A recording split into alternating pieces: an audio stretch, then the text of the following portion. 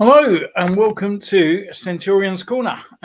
So today we are going to be doing a review of Echo today. So I just thought it'd be quite a good idea really to do a behind the scenes video and film it live. I was kind of not going to do it live. I was kind of going to record myself doing it and then sort of edit it and then bring it as a video later on. But I thought it'd be great so you guys could ask questions why I'll do it at the same time. So I don't know how long this is going to take. Normally, a review would normally take about an hour to do from front to end, and that's including editing as well. So I'm just literally you're gonna sort of see a bit behind the scene. I'm just literally gonna be here. I can answer your questions. I will turn off the light when I do my review and stuff because it needs to be dark because of the glare of the overhead light. So hopefully you can still sort of see, but you will see this part anyway. So you will see me actually physically doing the review of Echo from Bad Batch that I've not even opened yet or even had a look at. So you'll see through the contrasts and the stages that I do via the actual review itself. So I'm going to try and make this video a little bit of a rewatch so you can watch it again. So it's going to be inspirational, hopefully, and give you ideas to start doing your own YouTube channel. So yeah, it's kind of, I mean, when I started doing YouTube, I kind of looked at a lot of people on YouTube. And the person that I always respect through is Glenn Webb. Glenn Webb, I used to watch many a times. At the time, I was actually into Lego rather than actually collecting Marvel Legends or Black Series and stuff like that. But unfortunately, he did die, which is a massive thing because I really enjoy, even though he collected figures that I didn't even weren't worried about or anything like that. I will sort of kind of very sort of inspirational for me as someone that kind of wanted to pick up YouTube. And when I started doing Black Series and started doing customs, I kind of thought it was the way forward. When Glenn did pass away, I found it quite hard to find someone on YouTube that kind of ticked those boxes. So I kind of Mike Kaess, who's a brilliant guy. We've met up in London and I made him a couple of customs as well. And he's the only one that kind of took over Glenn Webb for me. But, you know, obviously he only does Black Series and stuff like that. But he's got that humour in there and stuff like that. So with that, it kind of gave me the inspirational to do that. And actually creating your own review technique is kind of hard. And it is, the more you churn out, the more you find your own kind of way forward in doing it. If you go back to my very first video, watching Mace Windu, it's an awful review, literally awful. And I'm like, hello, welcome to the channel. And it's one that will stay on the channel, that is for sure, just to see how far you actually come. So, yeah, so this is the hangout. We're going to hang out today. We're going to check out Echo, do his review, and see how it all goes. You will see all my F-ups and other things as well, and probably me deleting it and starting again and whatnot. But I'll demonstrate and say what I'm doing at the time, because obviously when you edit the video, you're going front to back. You know, like when I do my voiceover at the beginning with the video that comes down, it is actually already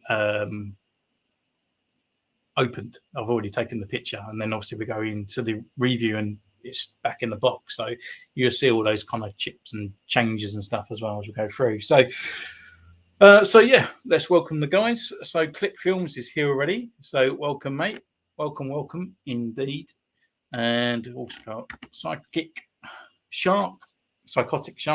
Hi, mate. How you doing? And obviously, well, I don't need 1980s Star Wars guy. Hello there. So all good and welcome.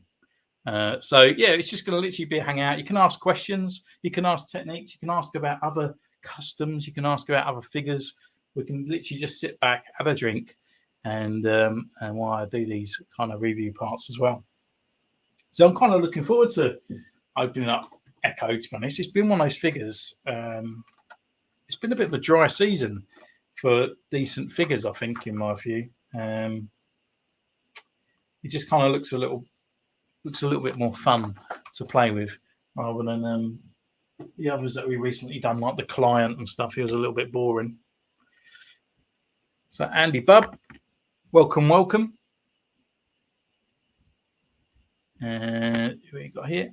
Wayne Duckett. Evening, mate. How's it going?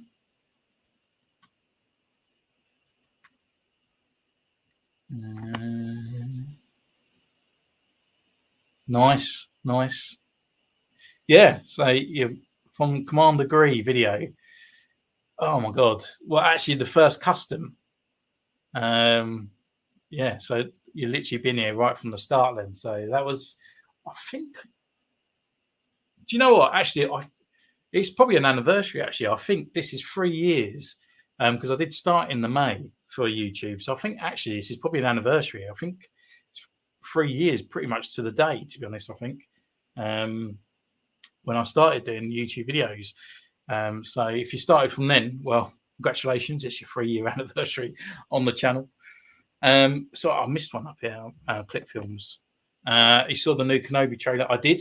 I am kind of highly anticipated for it. It does look really cool, and it's going to be quite cool because we started this new era of Star Wars. They kind of done away with the sequel, and they kind of done away with the trilogy. You know, the original trilogy, and it's got this Mandalorian kind of part now. So it's going to be pretty cool to go back to like Empire-ness in the actual Star Wars real life kind of thing. So I'm really excited that with a lot of stormtroopers and other bits like that. I can't wait for it, to be honest with you. What else we do have down here? I can't really stay long. Got to revise for science exams I have tomorrow. Unfortunately, mate, such is life. But yeah, it's fine. Well, it doesn't matter. Thank you for joining onto the stream. All good here. Brought 2 of the bootleg Phase 2 clones. Quite impressive with them, to be honest. Which ones did you get? What versions? Was it the 212, 501st, Shiny, the Coruscant Girl? It's a long time in the making, and you have come so far. I'm happy to have been a fan since start. Well, I am happy to have you on board, mate. Thank you so much. It does mean a hell of a lot, to be honest. I did. Do you know what? I've even thought getting to 100 subscribers would be like impossible. Do you know what I mean? Because you got the Fwoosh and all that out there, and loads of other sort of like reviewers that have been around there for a very, very long time. And I just thought, I ain't going to go anywhere. You know, it's just going to be a couple of things like that because it's kind of hard. But I don't want to blow my own horn, but I did really kind of push myself out there on the old Instagram and stuff like that. And lo and behold, it kind of, I got to 1,000, and I thought it's going to let the channel grow itself. And it has grown very well. Obviously, I know the upgrading, they are the kind of what is the bread and butter of the channel,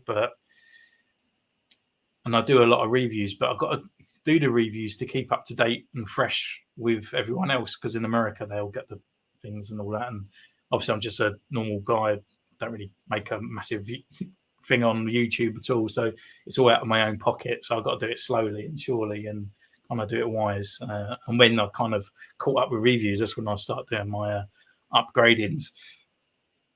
But thank you for actually being here from the start. It's much appreciated. I think even 1980s has been here for quite a long time, and even clip films, to be honest. Poetry back with new helmets side, view sort of kinds of Imperial Navy Commander helmets from the Force Unleashed. Though it would be cool if those helmets were canon. Yeah, it would be. It would be really cool.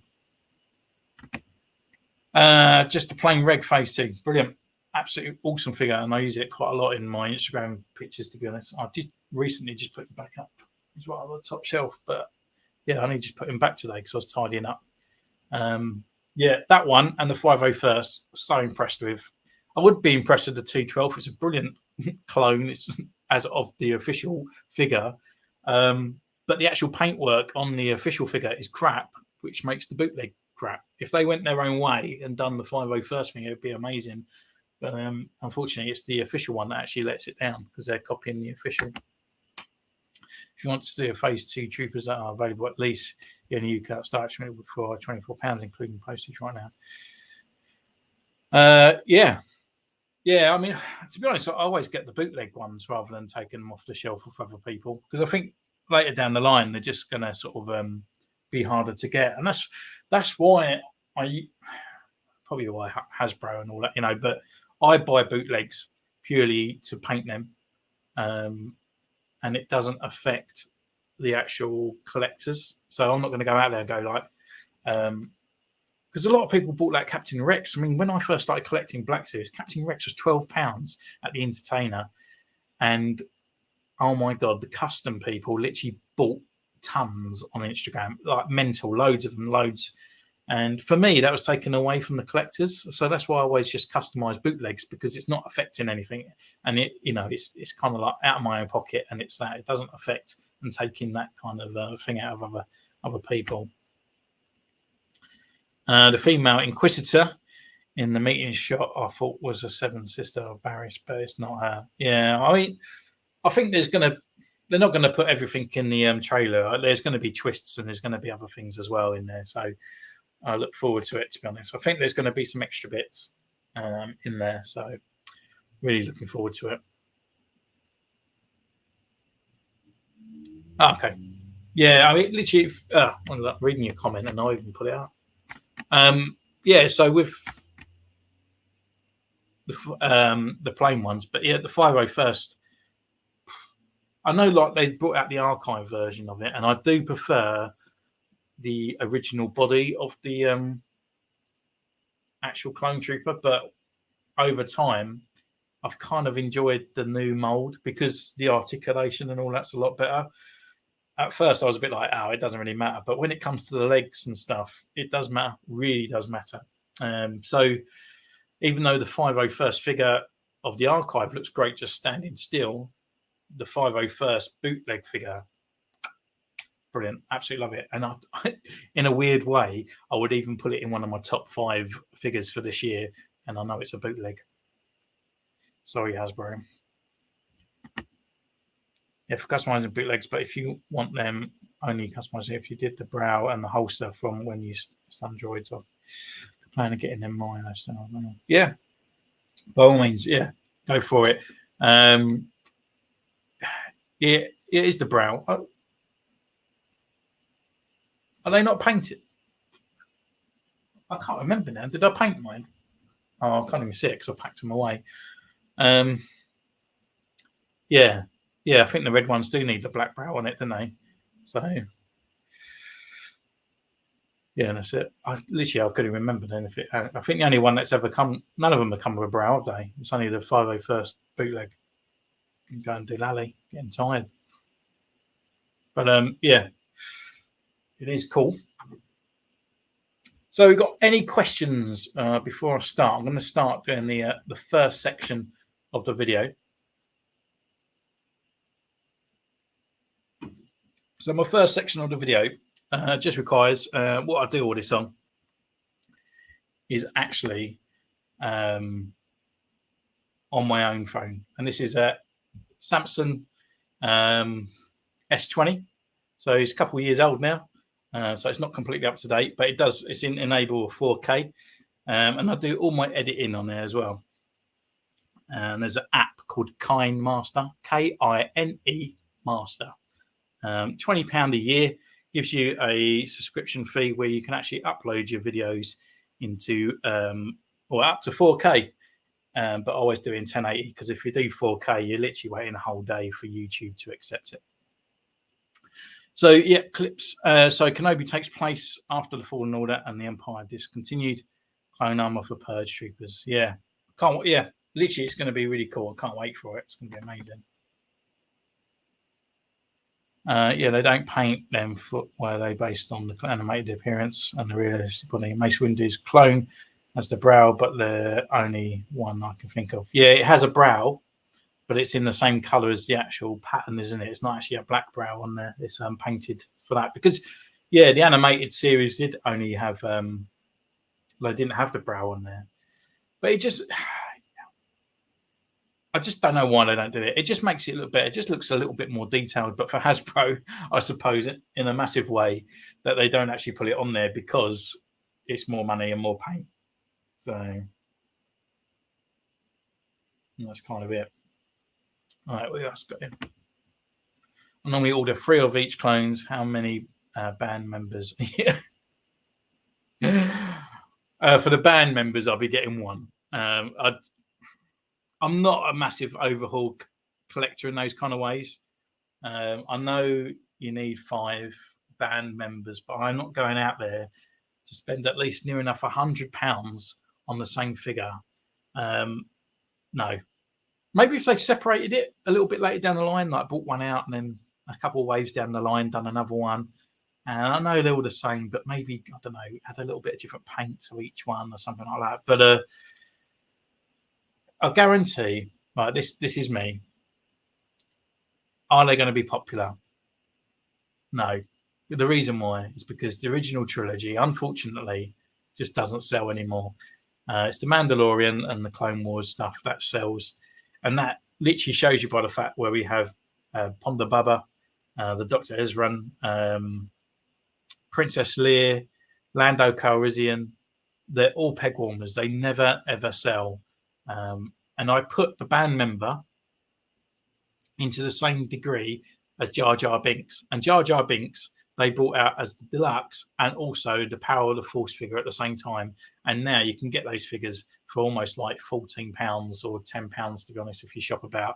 And I guarantee that's what's going to happen to this band member because they're releasing it twice in one go. And most people will just be like, I ain't not buying the same figure twice. I ain't buying it. You know, like, you ain't going to go out there and spend £100 on all those brand new releases when the new releases at the moment are almost like $24.99. And then that other one's £50. No, like, definitely not. Like, I will buy one and it would be the original figure and that is it. I won't buy the other one. And yeah, I couldn't even be bothered to go out there and buy them all, to be honest. I literally couldn't. I couldn't even be asked. And if I was going to do a picture on Instagram, I'd take a picture of one and then just put them in different poses and then Photoshop it.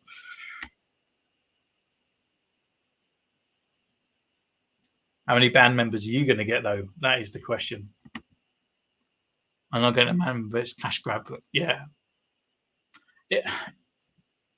I appreciate that they're doing it. I really do appreciate it. But maybe like do the deluxe version or even do a 2-pack at £50, you know, so you get 2 band members with it and one of the flutes and the other thing. So you got 2 for £50 and then you buy the other one and then you kind of only need to get a couple of the other things. Yeah. Especially when they was on that live show, weren't they? And it, like, oh, look what we got. Like trying to be all fun about it. But it's like literally the same figure in the deluxe. And like, you got different hands. You know, I don't know. Last stream, I sometimes drop Lego now and now you're not into it anymore. Any old viewers who had some of the old Lego vids, yeah.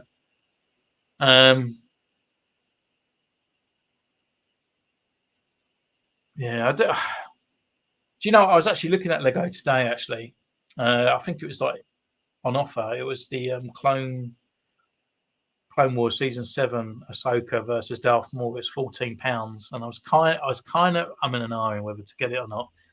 But I don't know. This Lego, I just can't for the prices of it now. I can't sort of like justify it in a way. I mean, I was looking at. I mean, I wasn't going to buy it, but that new Buzz Lightyear set that come out, it was $44.99 for the ship, you know, and it's actually for less than that. You can get the X-Wing, which is a bigger ship. It just baffles me, the prices of Lego. There will be some Kenobi sets on the Bad Batch sets on ship.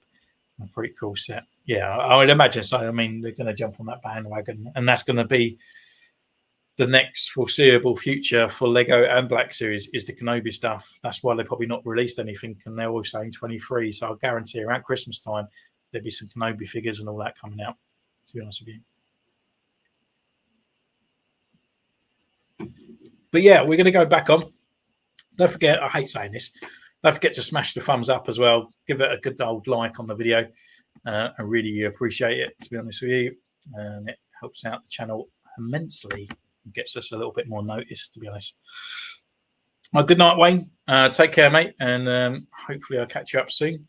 And if not, you can watch the rest of the stream on another time. So take care, and this one will be out tomorrow. Oh, cheers, man. Oh, That's my first ever super chat. Really appreciated. That's amazing. Thank you so much. I mean, that means a lot. Thank you. Let's read your comment.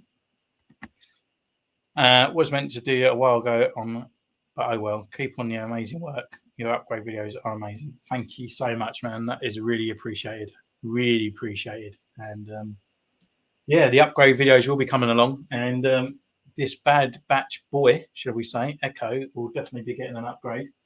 So after I do the review and all that, I can have a look. But he definitely needs some gunmetal and stuff on that arm. You can tell straight away it looks a bit plasticky, but that helmet looks fantastic. I can't wait to get him out of the box, to be honest with you. But thank you so much for that. It's amazing.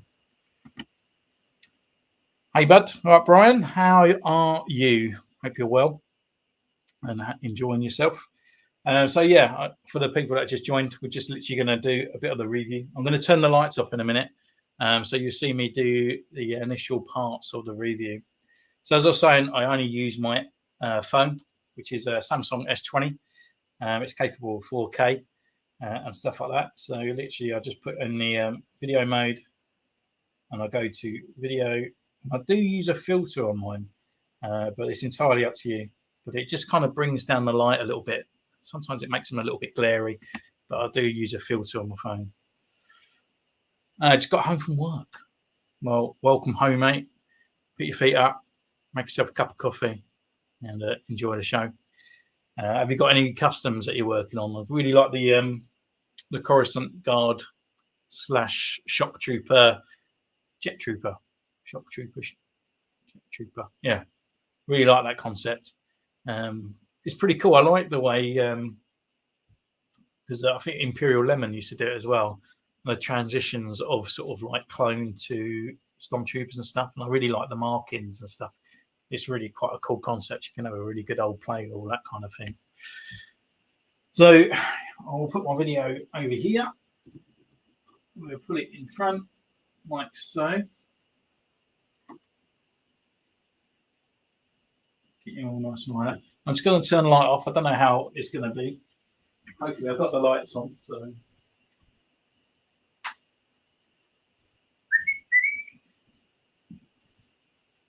it's going to be kind of weird doing it with an audience. Normally, I'm in a room alone on my own. So here we go. So the first initial part really in this bit. So if you're really used to my videos, it opens up with me. So we've done the original crawl, which we haven't filmed yet. We haven't done the original crawl and those parts yet. This is literally as the video opens up, opening the figure. We'll talk about the figure, which I normally do for about a minute. If you actually watch it, that first initial part is a minute, and then I'll stop it. Then I'll record again on me opening the box. Then I'll stop it, and then I'll record again with me looking at the blister pack. And then we're going to sort of pause about there, so I can play with the figure and have a look at it, and then we can talk about it from there on.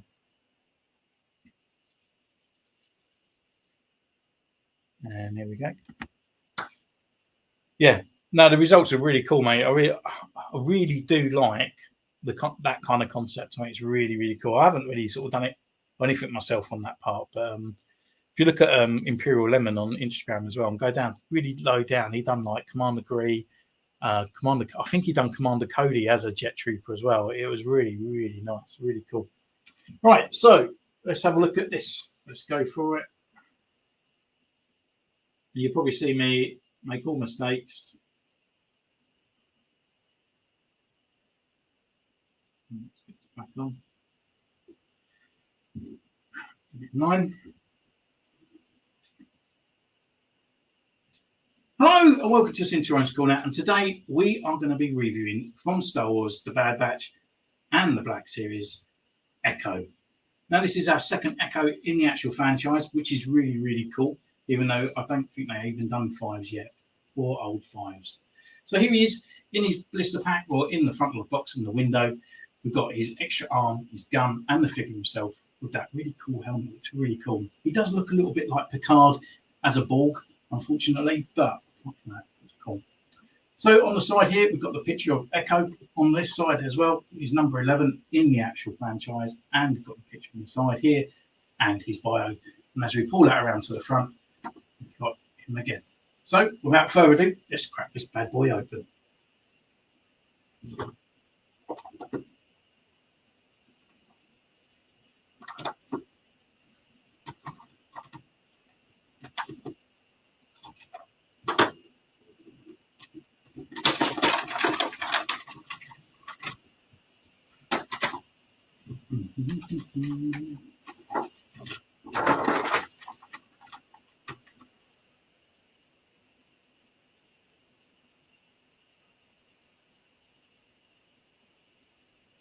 So here he is in his blister pack, looking pretty cool.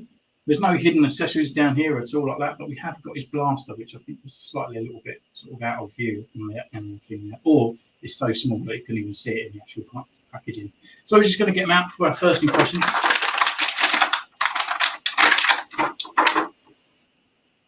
Actually, he looks really nice, to be honest. And to be honest, I don't know why, I always forget that they have backpacks when they're in these things, so it's like an extra accessory as well. I'm quite surprised I don't actually put it onto the front of the box, so it looks like you get more value for money, to be honest. But yeah, he's looking great. We're just going to go away, put him through his poses, see what he's capable of, and we see you in a moment.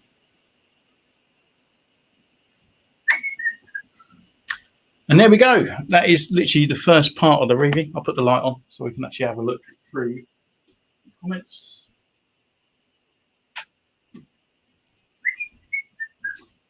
Oh. Shock troopers are my favourite Legion. I want to make more, some extra gear like shoulder pads, airborne troopers and stuff like that. Yeah. To be honest, it is one of my 212 is my favourite. Like, it's always going to be my favourite. But my favourite colour is red, so I do have a soft spot for the shock trooper. And the first time that I saw the shock troopers in sort of Avenge of the Sith, and when they was escorting Emperor Palpatine as well, you cannot not to say that they're not cool. They're really, really cool.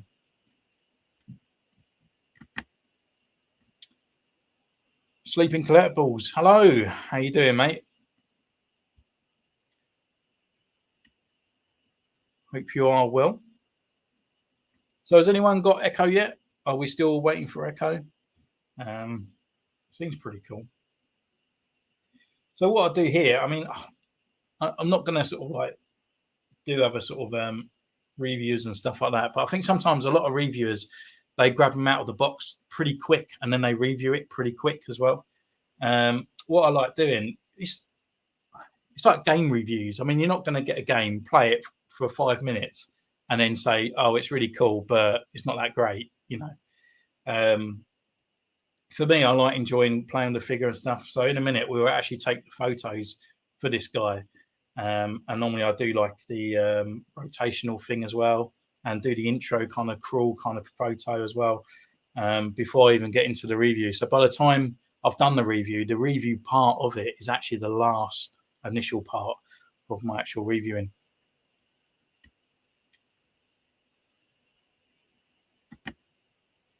Picked up Archive Cody to dirt him up. His legs are really, really... Well, I'm going to correct you there, to be honest, Brian. His legs are really shit. I'm sorry. They're just absolutely awful. I'm not going to beat around the bush, but my one over there, he's even got older. As he's got older, it's got even worse. It's just literally like those jelly snakes. It's as soon as you put them down, they're kind of buckling underneath him. It's just such a pain in the ass. And it's the same thing as well. Like quite a lot of the commandos are really awful. I mean, even Gree, you can't even turn his... I think it's a built-in feature, but you can't even turn his head because it just pops off. So it is kind of annoying, but I suppose they are earlier kind of designs, so that they just are a little bit awful. Hello, Big Tory. How's it going, mate? Or Troy, so I say. Yeah, well, this is the massive thing I want to look at of Echo's helmet. It looks pretty cool. I love that glossness in the actual thing.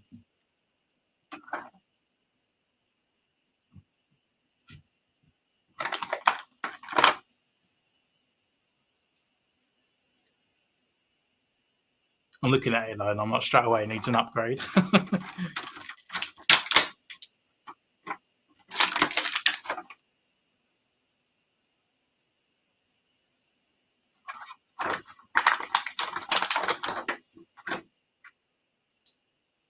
Okay, it's like a clip around the back of the head.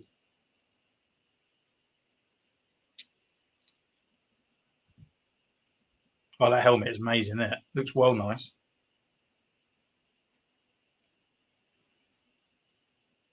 Bit fiddly, but the front, it's a really nice helmet design.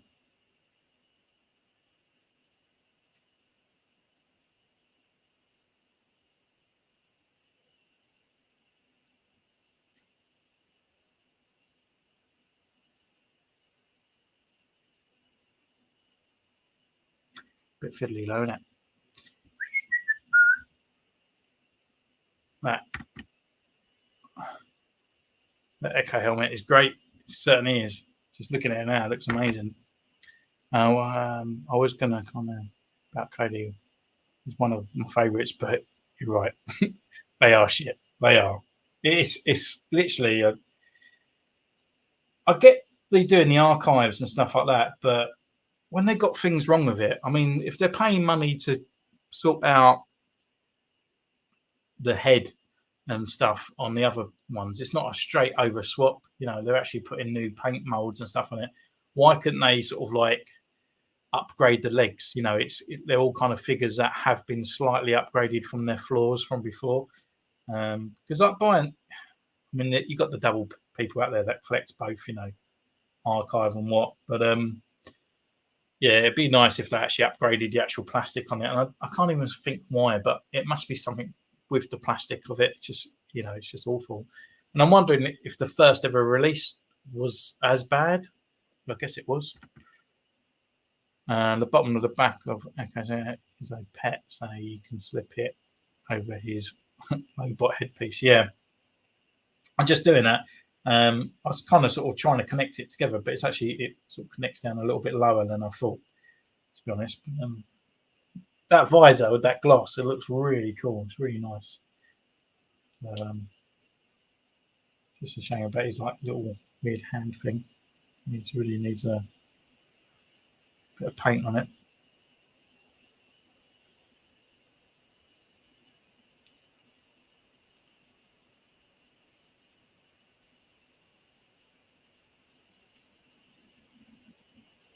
Is that how that works? It just fits over the top of it.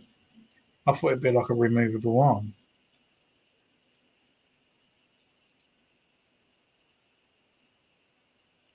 Very strange. No wonder want that. Weird. Yeah, peg. Yeah, I kind of got it as you said there. The connection on the back of the note can be a little frustrating at times. Yeah, it doesn't look too. I think I was aiming for it to be a little bit higher than actually it was. It's actually quite low to the bottom of his back, so or the back of the head. So yeah, it's not too bad to be honest. Once you got the sweet spot. No worries, Brian. You take care. I kind of thought that his arm was, you know, removable. I thought that peg bit would be removable. You take it out, and you put that in. But I didn't realise actually you just slot it into the whole thing. Just seems weird. So, yeah. I don't even remember him using the claw thing, to be honest with you, but it's quite massive, isn't it? But he is pretty cool. He is a really nice looking figure. Give him that. Give him that. Right, so I'm going to take some pictures now. Who should I? So normally I do three pictures for this world. I do one picture profile, and that's for me to do the crawl at the beginning. And then I take three pictures kind of him up close for the detailing part of him.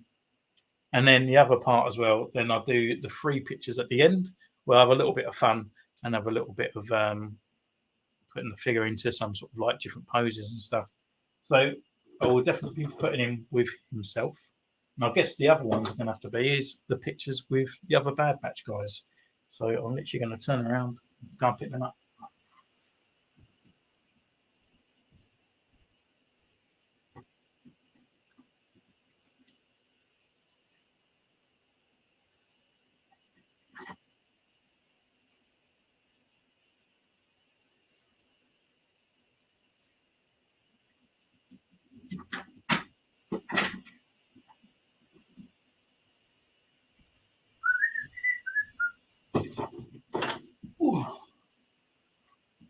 Right, here we go. I actually forgot about Tech then. I just put him over to one side, then I completely forgot about him.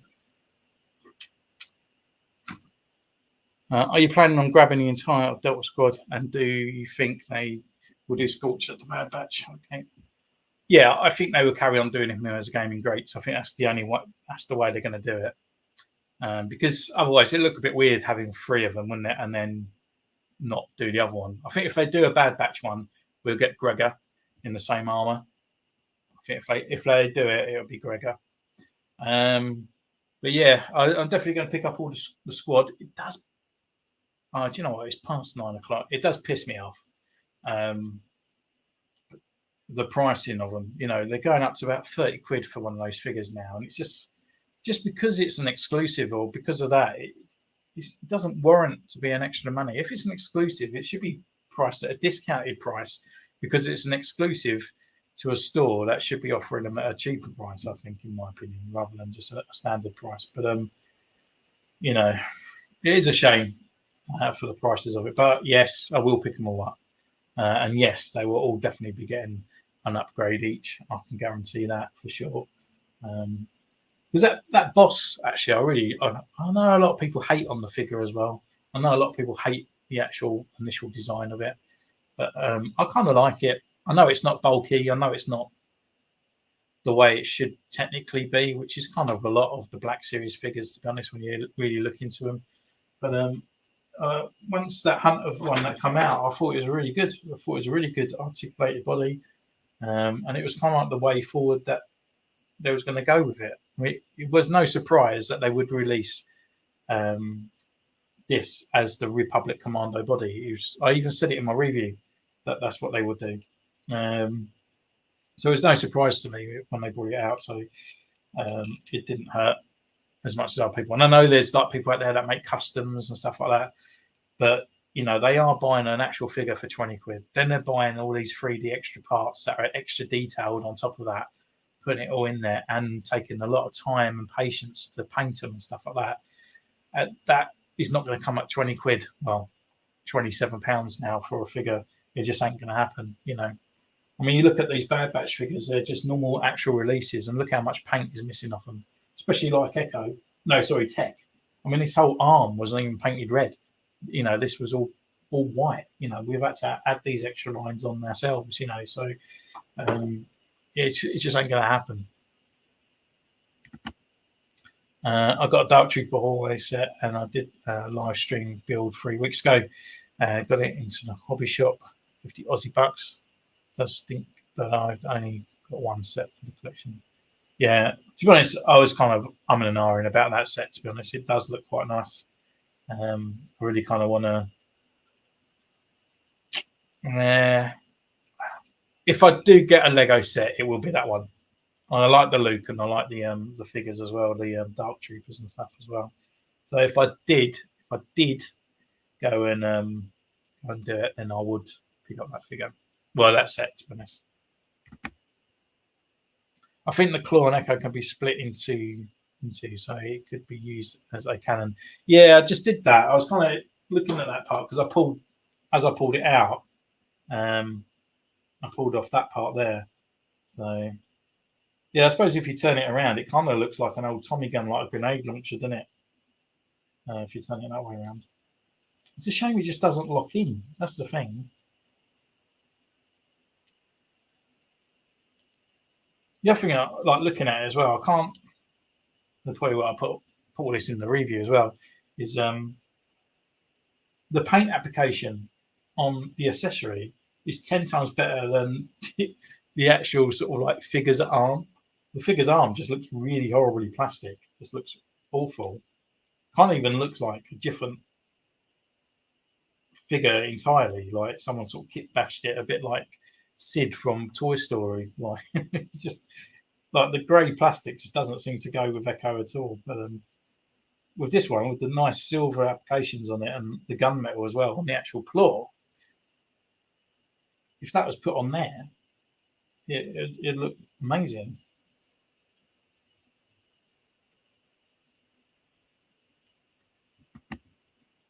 Now, speaking of Dark Troopers, are you going to get the Black Series? Yeah, I will. I haven't actually reviewed. I haven't actually pre-ordered anything at the moment. It's just there's a lot going on, and there's a lot of figures that are coming out. And the thing is, if I pre-order it, and what annoys me with pre-ordering, they don't tell you when it's going to come. It just comes. So you've got some of the stores where they just literally just take the money out of your account. And if I'm in a bit of a dire straits at the moment, I can't afford it. And then I get the other ones where they give me an invoice, but the invoice just disappears into like the wilderness of the other email, and I never see it. So I kind of would like, I don't know what the decent way is to do pre-ordering, but where I've got into Marvel Legends as well, I'm kind of sort of choosing at the moment. And a lot of times I rush out and I go, got to get that figure because it's going to go good on the channel, which is great. You know, I might do it. Sometimes a review on my channel and it gets like 40, 50 views, which is fine, you know, because sometimes the figure's a little bit older and stuff like that. But then is it warrant 20 quid? Because I'm not really getting back for it, you know. And that's why I started doing upgrading, is because I can review the figure or do something with the figure twice, you know, so actually generate more views for the channel. But I'm starting to sort of stagger myself. Like Princess Leia, I really want the throne room Princess Leia, you know, being a guy from the original trilogy and stuff like that. I really, really want it because it'll finish off the kind of set. But the Power of the Force one has already gone down to 20 quid. And that's what happens when you get two figures at the same time. They start going down in price. So I'm sort of picking and choosing which one's going to be really sort of like hard to get and know which one's going to be peg warmers. So that's kind of what I've been doing. But with the Black series Dark Troop, yeah, 100%, I definitely will get it. Bear in mind how much it will be by the time it comes out is another question, to be honest. Sort of wait for the basic to the pre-order is never. Yeah. I don't know, because I do miss out if I don't pre-order it, you know.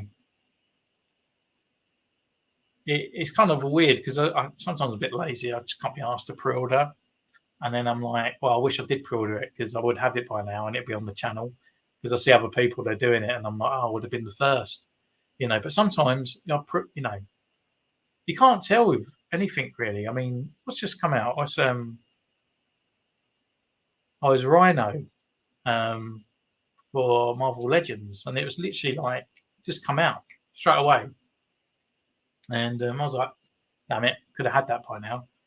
And some of the Black Series ones, and it's just sometimes it's weird because we will get it first in the UK before America. But even though, and it's always sort of like just one random figure. I remembered it, I think it was the Clone Wars original General Obi-Wan Kenobi. So not the Clone Wars set, but the original, just the Obi-Wan Kenobi from the sort of like 2008 cartoon series for MTV.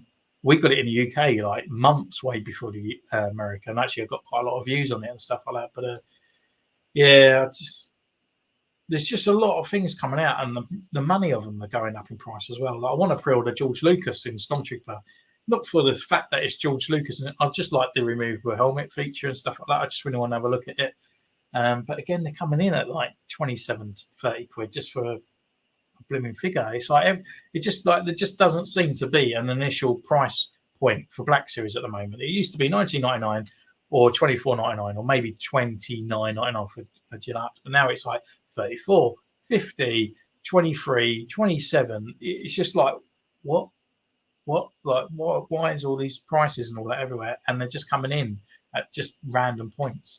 And then in the UK we've got the Ponda Baba one and the wave. It was like two waves at the same time. That's just literally just hit, and it's like, okay, we'll try and get there. We'll get them all on the channel eventually, I'm sure we'll. Hello, Brian. Welcome back, mate. Welcome back. Hope you got a drink. Hope you got dinner. I was just getting from work.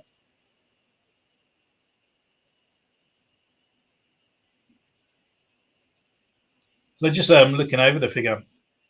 It's actually a really nice looking figure, to be honest. I really like the knee pads on there. They're pretty cool. You've got the clone legs on here.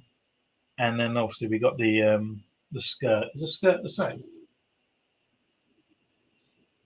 No, it's a new mold for that as well.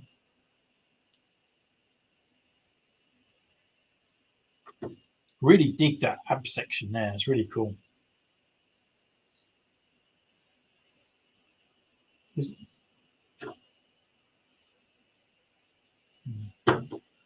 No, it's a really nice looking figure though, isn't he? Really nice. Right, so we're going to take some pictures with this guy now. We're just going to do it. So this part is the bit after I've done that bit. Take 3 figures, 3 pictures of the figure, kind of like the detailing area and a full picture of him. A portrait version of him for the initial sort of talking about it.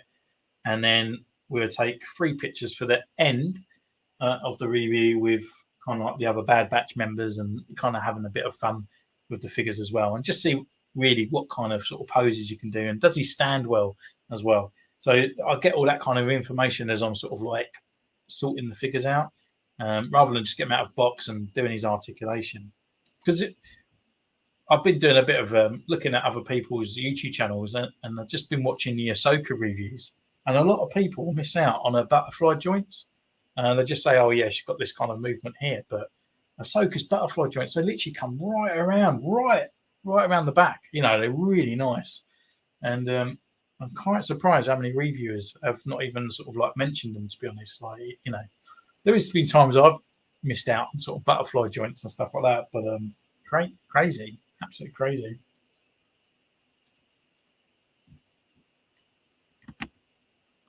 The thing with Lucas' figure is the helmet doesn't really fit. Not dinner time yet. Oh, okay. Well, I guess it's lunchtime. But yeah, I watched one. I don't really normally watch videos of other people doing reviews anymore because I don't want them to influence my reviews. I don't. So I haven't watched anything of the Echo and stuff like that. So when I'm first looking at it, I was thinking like I thought the arm was swappable, but it just fits over the top, which is a little bit strange, to be honest with you. But I did watch the George Lucas one as well the other day because I wanted to see how good the helmet was because, you know, like, because he's got quite a big head, you know, old Lucas. He's got a big beard, he's got big hair. And I just thought, you know, with the helmet, is it going to sort of fit over it? Because on the channel, we have done the Luke and Han customs where I've actually like dremelled out the inside of the Stormtrooper helmet so it fits on another sort of sculpt helmet or head of Luke and thingy. So, which don't do too bad. I have to push it down and take the pictures from a certain angle so you don't really see the whole neck and stuff. So it will be quite cool to see, but hopefully it fits a little bit better and whatnot. If you get the battle damage Boba from Mando season 2, do you plan to upgrade him and put his shoulders on the best, or leave it as a repaint, a fresh figure? Yeah, I will look at it. So I definitely will do an upgrade on Boba Fett. Probably the only Boba Fett I don't think will get an upgrade would be like the sort of Tuscan Boba Fett, but the other one, once I get hold of him, I definitely will. He does need a few more scratches and a few other bits on him, and that's for sure. But yeah, he does look pretty cool. And I still need to get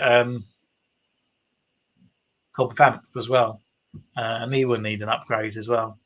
I think his jumper looks a little bit kind of like a lollipop red, if that makes sense. Like, you know, when you got like a lolly and you suck all the juice out of the ice, it looks a little bit bland. It needs sort of darkening up. It needs a little bit more redder, in my opinion. So it probably needs a bit of a black wash, kind of a red wash over the top of it. But yeah, I will be upgrading as soon as I get anything that's kind of Boba Fett, kind of robot-y and Bad Batch and stuff like that needs extra scraps and extra damage and stuff like that. We will definitely be doing upgrades for the channel. Did my comment about the Mando season 2 probably come up? Yeah, it is. Sorry, mate. I was just where I was rabbiting on. It's definitely there. On the Ahsoka figure, there are pegs on her shoulders that if you remove them, her arms go further back. Oh, is there? I mean, this year with my one.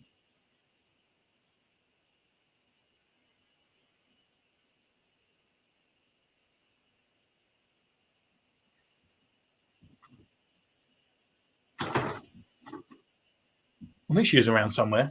So,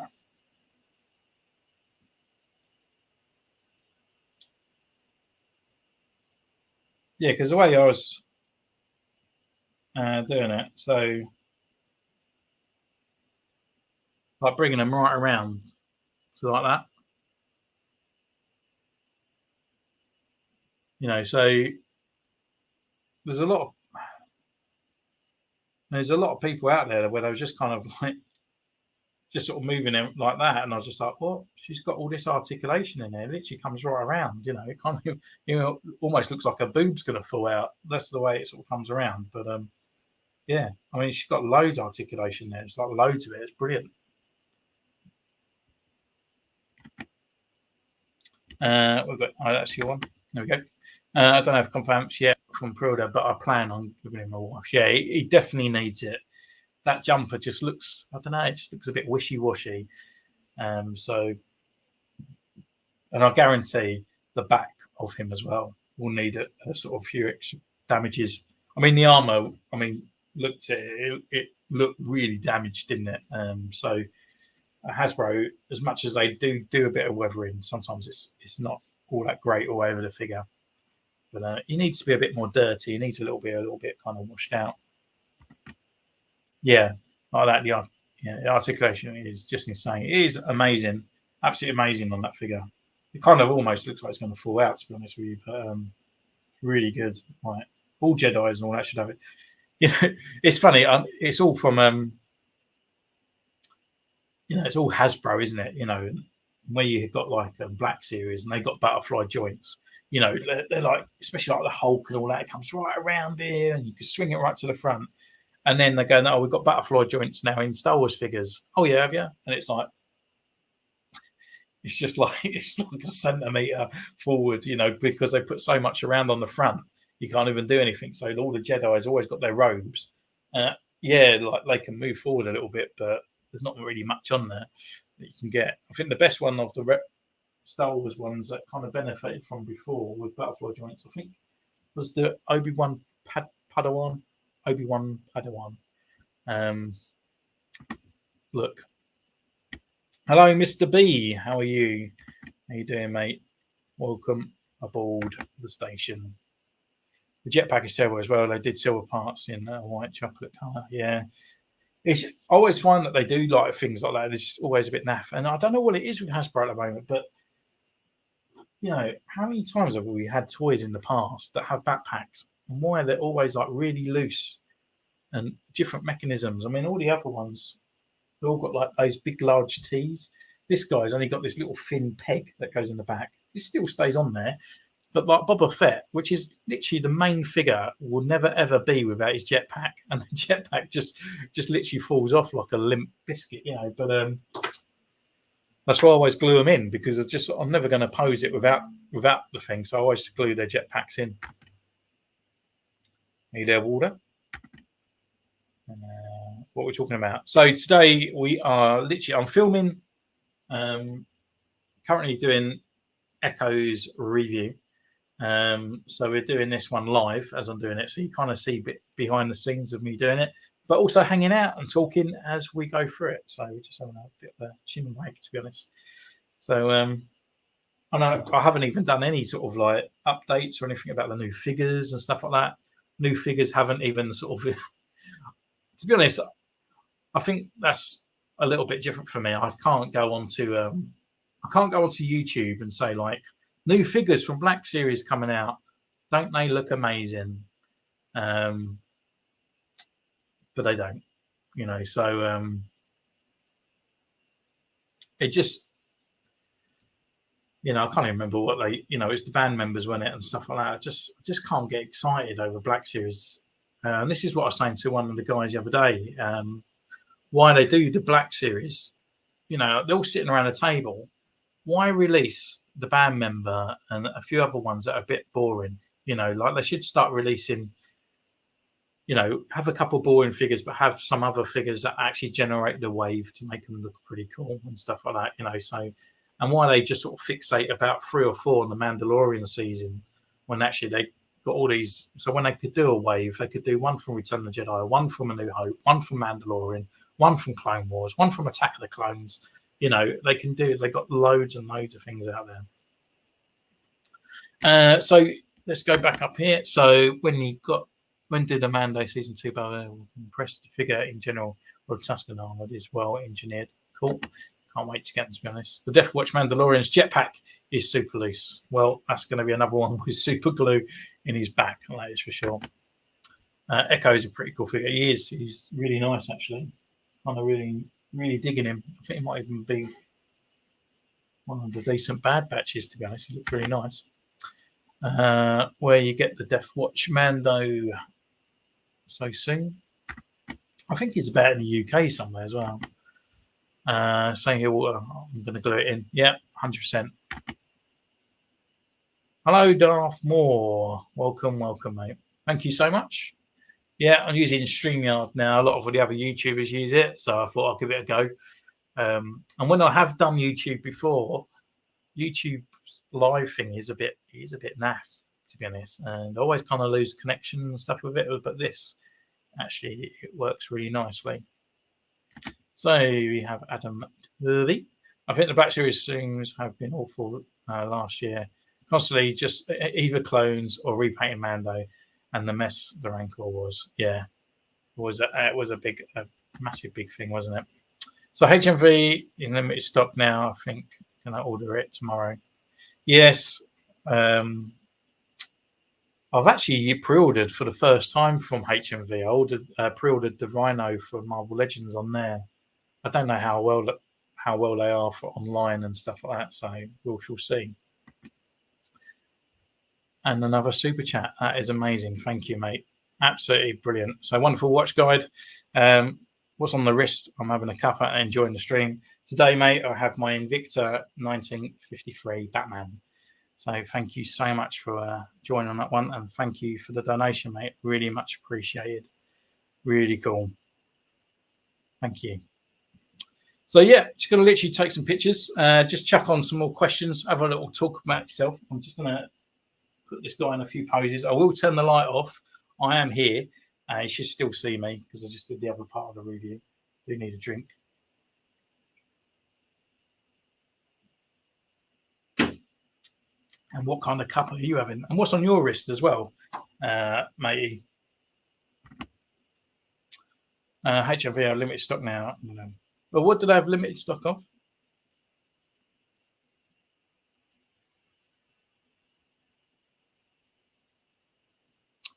It's pretty cool. But yeah, Marvel. I find it so weird that the Marvel Legends. And actually, I was talking to Darth Moore the other day. We was on live chat, just talking to each other privately. And I literally, so as a company, and you know what works, you would build a structure and go, right, Marvel Legends, they've got their shit together and they're doing really well. Black Series, what are you doing? You know, copy Marvel Legends, look at their structure, look at their distribution, copy them. You know, because we are under the same umbrella, it just seems weird that Hasbro have these kind of ports off and Black Series fails so bad. And I'm not just saying about the figures. Sometimes you're going to get a boring wave because sometimes there is some boring characters in Star Wars that, we do need on the shelf. You know, nice Snootles. Actually, no, he's probably all right, but Snaggletooth. But something like that, you know, like some little background characters that aren't really that great. You know, but sometimes you're going to get a boring wave. And Marvel Legends, sometimes you get a boring wave. Like sometimes, like the wave for the, I suppose, like Doctor Strange wave that's just come out. But a lot of them are unknown sort of figures and stuff.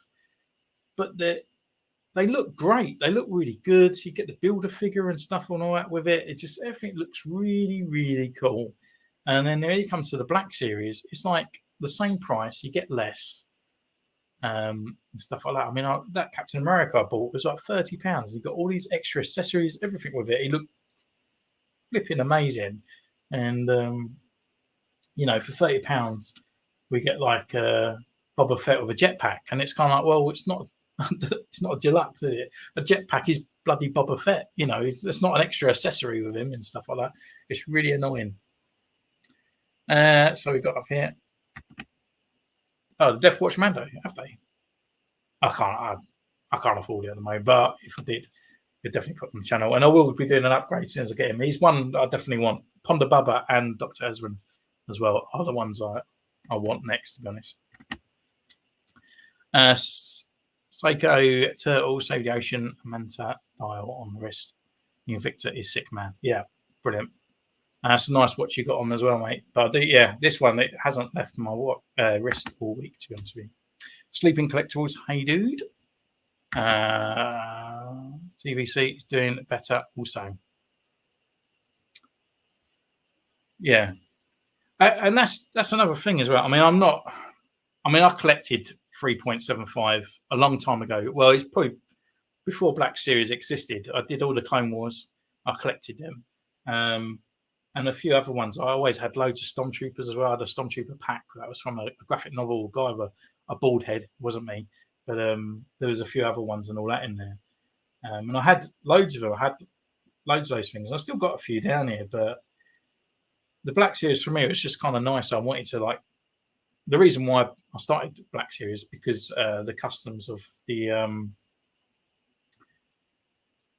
to build the Clone War figures, because I enjoyed Clone War so much. For me, as a fan of Star Wars, that grew up with the original trilogy, if I was going to get rid of any Star Wars fan, I'd get rid of every Star Wars franchise and keep the Clone Wars. I absolutely love it. Brilliant.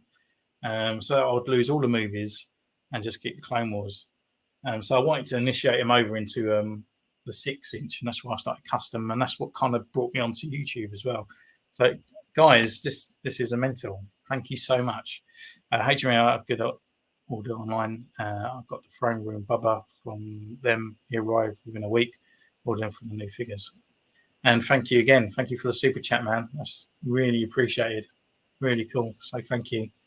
This is quite surreal, really. So thank you so much. Right, it's awesome. Get yourself a Death Watch. It's absolutely amazing. Thank you so much. Right. Gonna make me cry, I think, to be honest. That's really cool, man. Thank you. Really cool. Collected 3.75 back in the 80s. Yeah, I mean, I had the vintage. I had the G.I. Joe, and well, I called it Action Force over here. I had all that kind of thing. I mean, I can pull up.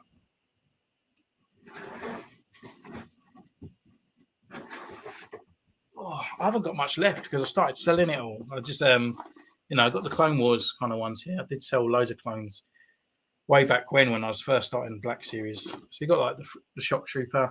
Got this guy here, and that's kind of it really. It's just kind of like mostly like Clone Wars figures on there, and then I've got all these kind of ones as well, like some of the sort of like older figures. I kind of wanted to do a custom bootleg Darth Maul. I was going to recreate this one, which is kind of like one from the graphic novel, and he's like training outfit and stuff like that. But that's kind of what I've got left. The only thing I've got left, the only thing that's sealed still, even though it's got a bit of sun damage because I stupidly used to keep it next to the window, I've actually got 3.75 vintage George Lucas in Stormtrooper armor as well. So I'll probably get rid of that one soon as well, to be honest, to fund more of the Black Series. When did you start collecting? What started you off your passion for the hobby? That's a bit of a question and a half, isn't it? That's so I've always loved Star Wars for as long as I can remember, to be honest with you. I was about 5, I think. So we went to one of the old sort of like VHS rental things like that, where the boxes used to be massive. They were all padded. And my brother was like, "You really like this," because he's like 70 years older than me. And he's like, "You love it. You're brilliant." And I was like, "I don't want to watch it. Don't want to watch it." He got it. And that was the first kind of memory that I have of Star Wars. And then we had the figures. We had all that and stuff like that. And I've always been an action figure kid. It was like all my life. And I'm still an action figure kid now. Like, and I'll go through phases. It was like Star Wars, Action Force, He-Man, Thundercats, and whatnot. As time went on, kind of in my sort of teens, I started collecting Power of the Force. I had all the figures and stuff, and then I sold it all. I literally sold it all when I moved out of home. I had all the vintage stuff, sold the whole entire lot, like every single figure that you can think of, and all the vintage I had, they were all loose and sort of damaged. But I sold it all for £100. Absolutely gutting. But back then you didn't really care. Which it kind of affected me deep inside, because I never collected anything after that, apart from the Clone Wars figures. I started collecting them, and I started thought, well, it's a whole new franchise. I'll start collecting them. But they kept bringing out officials and, sort of exclusives, and it was really hard to get hold of. So I kind of just died. It just died off for me, because in the UK back then, it was a lot harder to get hold of exclusives. And it was all eBay. And I always looked at people doing customizing and stuff like that. So, and then there was the bootleg clones and stuff. So that's what got me into that. And then I started Instagram as well, just showing a mate really what I'd done. And it kind of, and that's why I got YouTube, because I didn't have Facebook at the time. It was YouTube to show off to my mate, that saying like I'd done customs. And I kind of thought, oh, I might have a go at this. It's quite easy to upload to YouTube. And that's what the whole thing kind of all through that whole time has just stemmed up to this point, really. So it took 41 years to get to it. So let's have a little ganders back up after all that. Most of my collection is 3 points. Oh, is it? I always thought you was a Black Series kind of collector, to be honest. That's actually really surprised me, to be honest with you. I thought you was all in there. But yeah, for me, like, I don't know. Do you know what? I look back now. I look at the 3.75s, and they look a little bit disproportionate. The arms look a little bit short. They look a bit dumpy and look a bit chubby and stuff like that. So when I look at them, they don't look kind of gangly. They kind of look like little Bilbo Baggins in armor and stuff like that. So, but I did spend 10 years collecting Lego. So I collected a lot and lots and lots of Lego figures and minifigures, and the reasons why I was collecting stuff.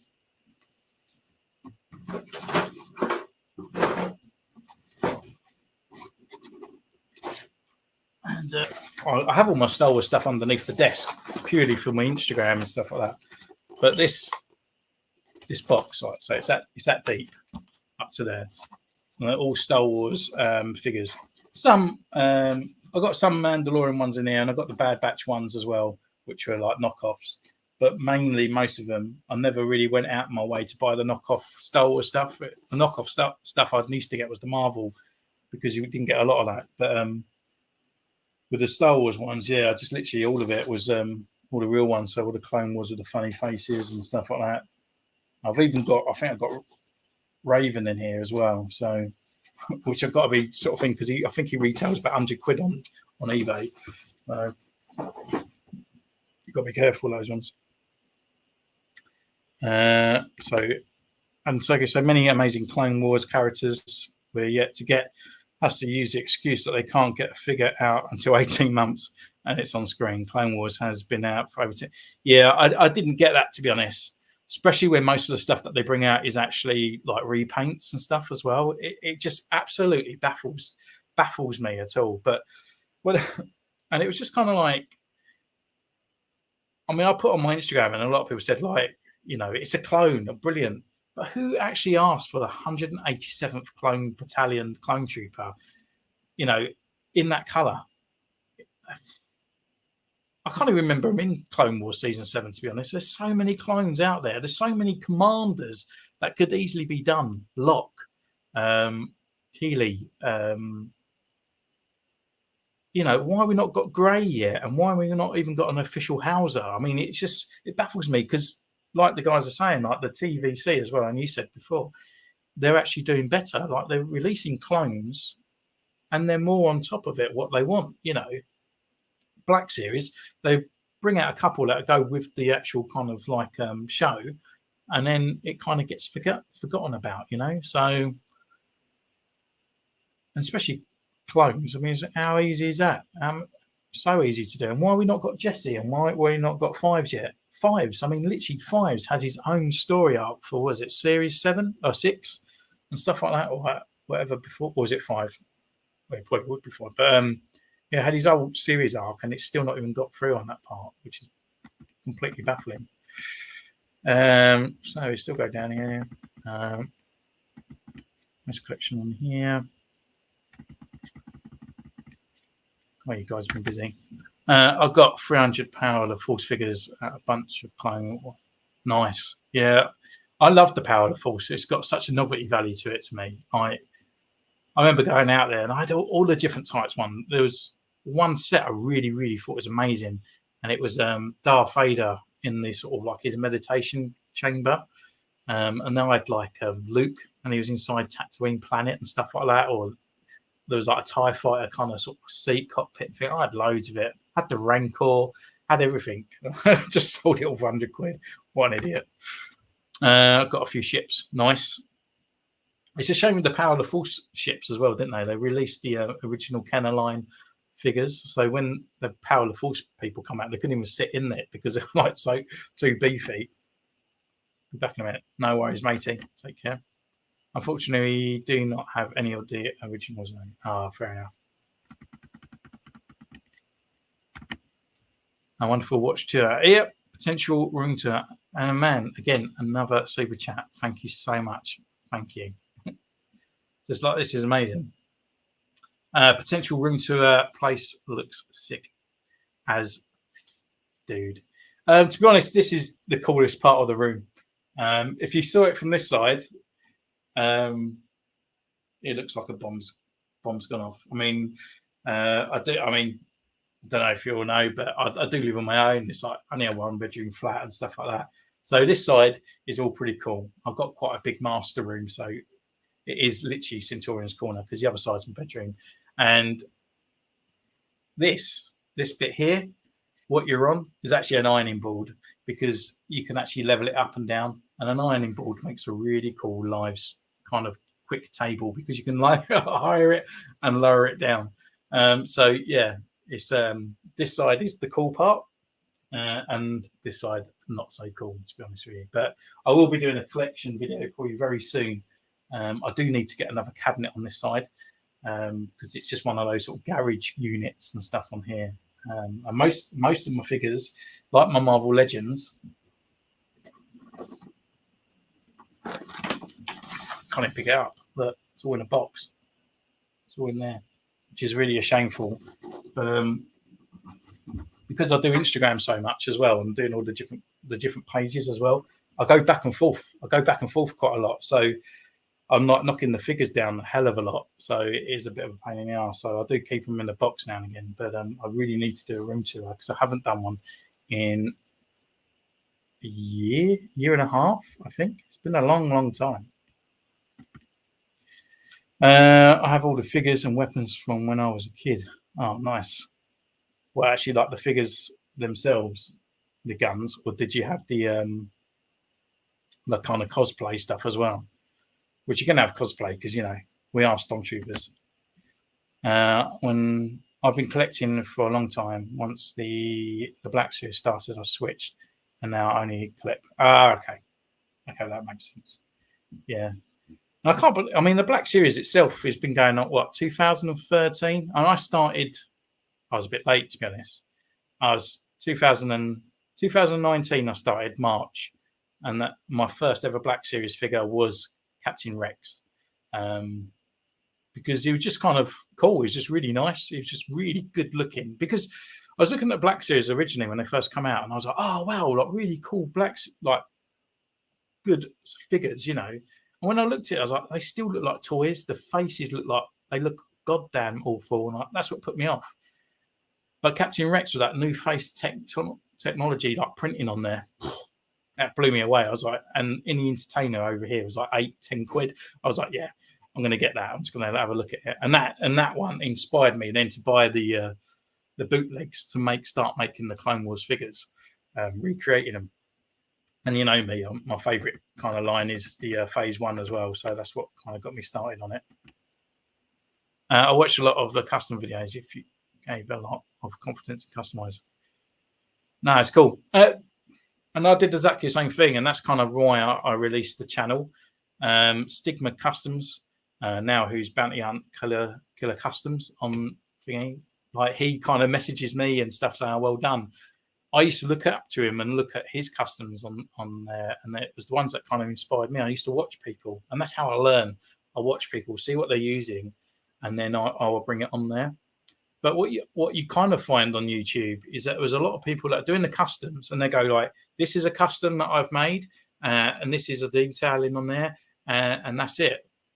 And it was kind of like, well, what paints did you use? How did you do it? Like, I want to know how you kind of got to that point. I want to see how you're doing it, and that's kind of why I started this, is to help people do what I wanted to do. So it was kind of like I could gather that information and then give it to other people all in one place. So it's kind of like there now, and I think a lot of people have been learning along with me as I've been doing it. I mean, I look at people on Instagram and I just think, flipping hell, that's amazing paint jobs. You know, yeah, I should probably look into like thinning my paints. Yes, I should look into sealing off some of my stuff and all that, but I just don't have the time. And it's just kind of like, you know, it's just kind of like, I just do it and it goes on the shelf. I'm not going to bash it around or anything. It's not going to be played with or anything like that. But yeah, it's just kind of like coming up with techniques and doing it as well. And it's kind of like kind of nice that it's inspiring a lot of you guys start doing it as well. Mr. B, come on, the Bly Chin paint video that got me. Yes, he started. Yes, just that, just that little initial little bit on there. And I tried to do that as well as the easiest way you could do it. I think I even used like a little tablet, what you would pop your tablets out of as a sort of mixing pot. So it was all kind of easy to do at home within 5 minutes. And it just added to that figure, just that kind of little bit there. You know, it just starts it off, doesn't it? And I think, to be honest, Brian, you're a bit like me. Like, you got the official figure, and you don't want to paint it because it's an official figure. You don't want to like paint over it because you might damage it and then it's gone, you know. But the time you build up confidence and just adding those extra bits to it, you realize actually you could actually make these figures look 10 times better, because as a collector, as a loose collector, you're never going to really sell them. And I think even if still, you probably get more money for them being sort of painted up. We gave all our friends, brother, I totally regret it now. I'm getting tired now. We gave all ours to our friends. Yeah, I've done that in the past, and sometimes I've actually given it to family. And then about 4 years down the line, I had the original Marvel Legends figures, you know, like the Captain America and Hulk and all that are based on. I used to have them, and I gave them to I gave them to my nephew, and I was just like, remember sort of 10 years later going, oh, they were so good. Why did I do that? And I had all the retro Spider-Man as well. And I gave them all away to family and stuff, you know, because they're kids, and I think, oh, they're going to enjoy it like I did, you know. But none of my family look at action figures the way that I do, which is a shame. My first, Echo. Cool. And actually, my first one was Tread Droid, made it out of scrap pits. Nice. I've actually got another droid to make, actually. I've got another R5 Bandai kit. I've had it over a year now, but I just need to sort of put it together. I might even do that. We could even do that on another live show one day, to be honest. Do I have any planned customers for the near future? No, I haven't, to be honest. So things have been a bit stressful at home. That's guaranteed for that.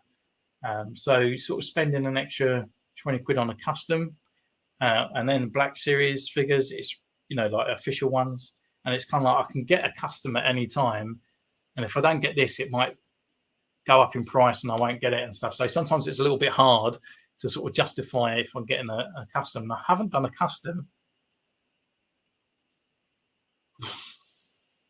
I think the last one I done was Captain Britain, and I'm not going to lie, I thought it was shit. Once I finished it, I thought it was really shit. And it kind of put me off. It kind of really put me off doing it. So I'm going to have to sort of get my confidence back up and start doing it again, and just doing a few other ones, to be honest. Because I enjoyed Hauser, and the one I want to do is grey. I really want to make a grey, to be honest with you. So what else got? Mr. B. We all got room corner of boxes and stuff. Yes. We have. We got here. What did he ask? Oh yeah, so that's Dave. I've done that one there. Would be fun to see someone do clone commander kit. Yeah, I've seen all those sort of kits online and stuff like that. It would be quite pretty cool, to be honest. But again, it's kind of like getting time, adding more things to it, buying that and stuff like that. Because I'm just my channel's not like the Fwoosh and stuff like that. So literally everything's out of my own pocket and stuff like that, and I've got to pay normal bills and stuff. So it's kind of like I would love to go out and just get all this stuff and really sort of concentrate on it, but it's just kind of like, can I do that? No, I'll do that. And that's kind of why I've done the upgrading of Boss, so we can actually get a nicer looking Boss rather than the sort of like the paint job that they gave us. Just check Sage Man, don't have anything in stock. I'll look for it and I guess I'll find it and we'll put it on there, and I'll give you a massive shout out as well for that once I do get it, to be honest with you. And for the video. Right, what else we got down here? Right, catching you up now. I have to take these pictures for this video. It's not sure if I've seen him do kits. I've only seen repaints. Yeah, so I would give it a go. I would give it a go doing kits and stuff like that. I'm confident now in actually customizing and sort of breaking figures, shall we say. It's like my G.I. Joe. I don't know if you saw the video of my G.I. Joe figure, the only one I ever got, and I got the Bat Droid because I just thought it was amazing. I've still got all the footage that I still need to put together. I think I've still got the footage, I hope. So I repainted it, like made it all a bit more silver and stuff on here. And then the leg as well. So we've redone the leg, so it's all movable. It's not even loose anymore. And stands, and the leg fell off. So I'm quite happy how it kind of turned out, to be honest. But yeah, I don't mind sort of dribbling things down and stuff like that, because at first it looks a lot daunting, but giving it time, it does get to it, which is pretty cool. Sometimes doing simple paint apps will help juices flow again. Maybe some simple battle droids variations. Yeah, that was one thing I wanted to get, actually. I wanted to get the original battle droid. Do you remember the first ones that come out? And just do the captain with the yellow circles and stuff on him. But I'm sure they'll be back out soon, to be honest. Well, you can get the heavy ones and all that for any kind of money. And the Gaming Greats one as well. I think the game's quite cheap. So I will do it. I have got, Darth Maul last year. I still ain't got around to it. I've got a sealed Echo here that I want to paint up to, and I'm thinking one of the Rancor squads, to be honest with you. I think he'd be pretty cool to do. I kind of want to do a Jesse, and I kind of want to do a Fives, but I just kind of know further down the line that the official ones will do it. So I don't want to sort of customize something and then I know that it's going to come out official. I kind of want to do something that's always going to stay that character. So I'm kind of thinking they're one of the members of Rancor squad as a custom for that one. A dear friend for my birthday, he got me another Rebel Trooper. So I'm actually thinking about doing this as a Rebel officer. So giving him the tanned, this bit's going to be all tanned and stuff on here as well. So to make him look more like the original Kenner kind of figure and stuff on there, and the vintage collection one. So I think that'll be kind of a good one to add to the shelf. A little bit of variation and stuff on there. You're lucky you don't have 1/2. Okay, you can find him anywhere. No, well, actually, this was by Darth Maul last year. They got this for me to do a custom and stuff like that. But it's been let's just say it's been a really hard 6 months in personal life. And YouTube and you guys and Instagram has kind of kept me sane over time. I've met a lot of lovely people. That's kind of kept me going, to be honest. And I have been in quite a bad place. And that's kind of why I kind of fell out with doing customs and stuff like that. I just didn't get the bite to do it. But I'm getting there. I'm enjoying the YouTube. I'm enjoying it, all that sort of stuff. So yeah, you can't get these for love of money. So, but this has been here for quite a while. So it's not like it's kind of purchased at a higher premium price, if you know what I mean. And I wouldn't sort of sell it on because it was a present and it was a kind of given to me by Dartmoor and his mate, because I helped him out and they got me this sort of thing. So yeah, it's cool, and I kind of want to do an upgrade for it. And then another one that's sort of been kept on one side. It's actually a leaving present, because when I left my last job, I got a Chewbacca, and I kind of want to do a custom for him. A lot of people are saying like do a Hoth style Chewbacca, but I mean it's just kind of putting a bit of snow on him. But mainly I want to keep it aside for when they do a Bosch archive, because then I can do a Return of the Jedi like Chewbacca with him, with like the sort of like chains and stuff on them. So that's kind of the look I'm going to go for, and then obviously like repaint it so it looks a bit more straggly rather than that very sort of bright brown that he is. Oh, we've got naked strippers coming in. Brilliant. Bring them in. I hate that happens. Hasbro coming out with something you built. Yeah, that's one thing, and that is kind of like it's really hard, and that's kind of why I concentrated on Phase 1 clones as well, because Phase 2 is more popular. So it can just get rid of this thing here. Otherwise, I might leave you guys. I might click on this person. But yeah, so it's just kind of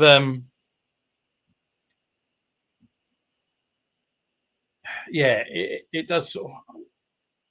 What did they do? And then I was like, oh damn it.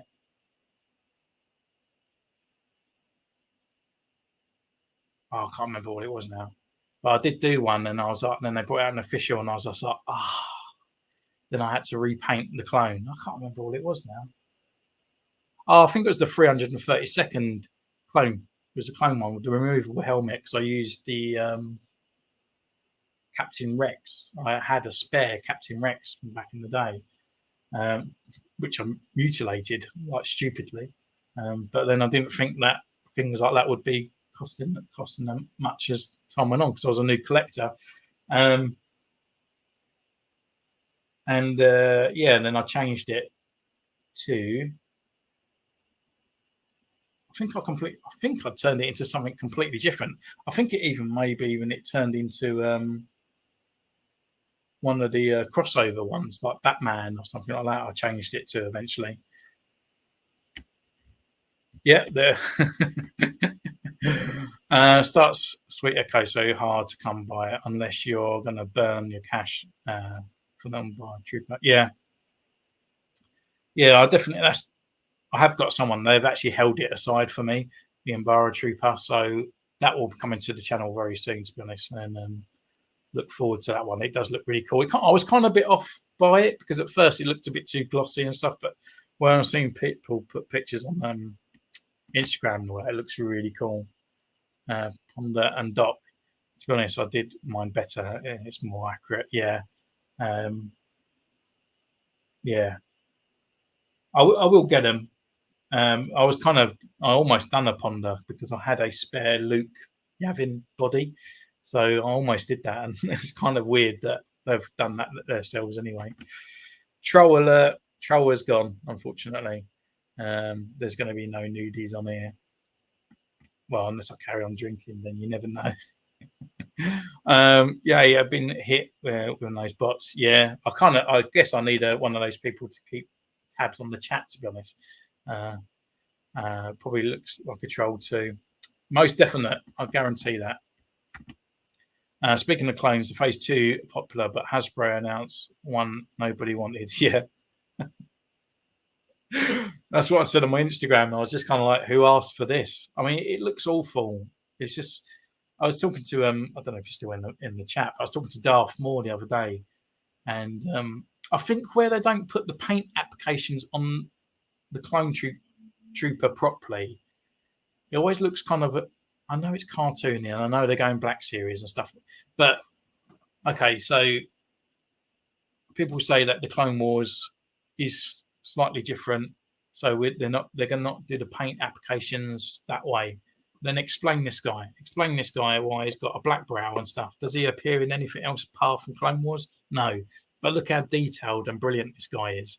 So why is he this detailed? And then we get a 187th clone trooper that looks completely pants.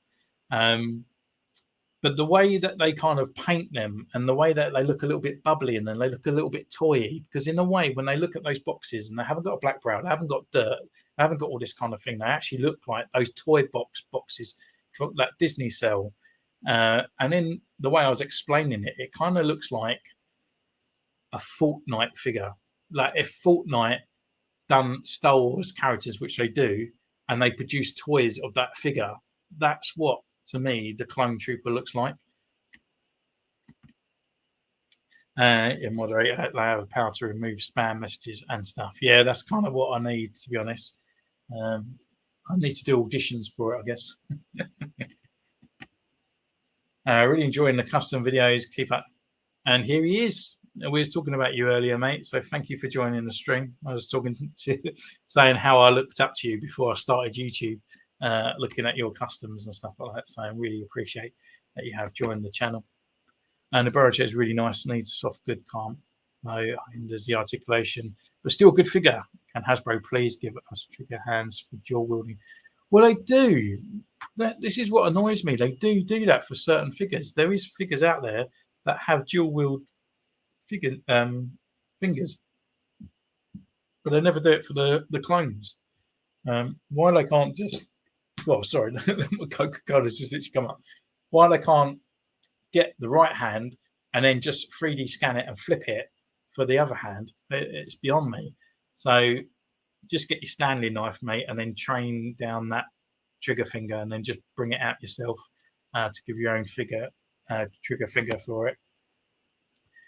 It'd be great if they gave us multiple hands. It would, what about they do a deluxe clone? Just maybe they have done the shiny. All right, re-release the shiny Phase 1 clone as a deluxe with a interchangeable head for Phase 1, Phase 2, and then it also comes with multiple hands, which you can then place onto all your other Phase new mold clone bodies. Wouldn't that be cool? Wouldn't it be amazing? So you buy one pack and it's kind of like a clone pack for all your clones, and it comes with a few extra clone guns and stuff like that. That'd be worth 50 quid easily, and even give it a couple clone heads inside that you can change over and whatnot. It'd be pretty cool. So we got on here. We've got to do trigger hands fix, unfortunately. Yeah, we've got to do it ourselves. And here I ended up slicing the finger so you can hold. Yeah, that's it. All you got to do is just pull it out and just train it into the finger trigger yourself. I agree, multiple hands, you wouldn't be able to play a little bit more. Yeah, that's it. I mean, just do a deluxe figure that kind of like helps out all the rest of the other figures, and it's just like a shiny, and you can have it as a shiny Phase 1, a shiny Phase 2, and it has all these different hands. Done, isn't it? Done, dusted. That's all I need to do, rather than beating on like, oh look, we've done another band member. Doesn't he look great? And he's got extra hands and all this other stuff. Most likely the pipeline. HK droids for the Mandalorian. Ahsoka has something to fight on the shelf. Yeah, I mean the H droid. I mean Luke. The pipeline figures seem to be pretty cool, but then to me it's kind of like, why haven't they done Luke already? It's already been over a year since Luke appeared in season 2, and it just sort of baffles me, like how kind of, even if Hasbro didn't know that Luke was in it until they released them, Luke would still be released now. It's just kind of baffles me. But I will be quite interested in what kind of face they give Mark Hamill for this one, to be honest with you. I mean, has Black Series nailed it yet? Hoth pilot Luke, maybe. It's probably the best looking Luke, but then it's not a full face Luke, is it? I kind of struggle to say what other Lukes look like actual Mark Hamill. I can look at a Black Series figure and say, yeah, that's Luke Skywalker because we know it's Luke Skywalker. But actually having Mark Hamill's face, I don't think they've done one yet. I'll be interested to what you guys think for it, but I don't think they've done a decent face for it yet. SH Figure Arts do multiple hands thing. Hasbro are really lacking on the front. Yeah, but it kind of baffles you though, doesn't it? Look at Black Series. Marvel Legends. Every Marvel Legends has alternative hands. Look at Spider-Man, and stuff like that. And but it's not even that. They bring out a Jedi. They bring out Ahsoka. Where's her other cape? They bring out another Jedi. Where's his sort of like soft goods, or his extra, other extra hands, like just even a Force push hand or something like that. And the good thing that Marvel Legends do is that everything is actually interchangeable. So, like, reviewed Hammerhead the other day, his hands fit in Spider-Man's hands, so you could give Spider-Man plain hands, and stuff like that. It just works. But for Black Series, they kind of sort of like everything has to have a certain size, so nothing's really fully interchangeable. So if they did like a couple of hands for one figure, it could fit into other hands. So if they did it for a Stormtrooper, it could fit into even though like the back hand plate is slightly different, that it would fit. So I don't know why they don't go down that way. And it'll be a home run for Hasbro to do. Unfortunately, they step over dollars to save nickels. Yes, they do. Right. I don't know what that was to though, unfortunately.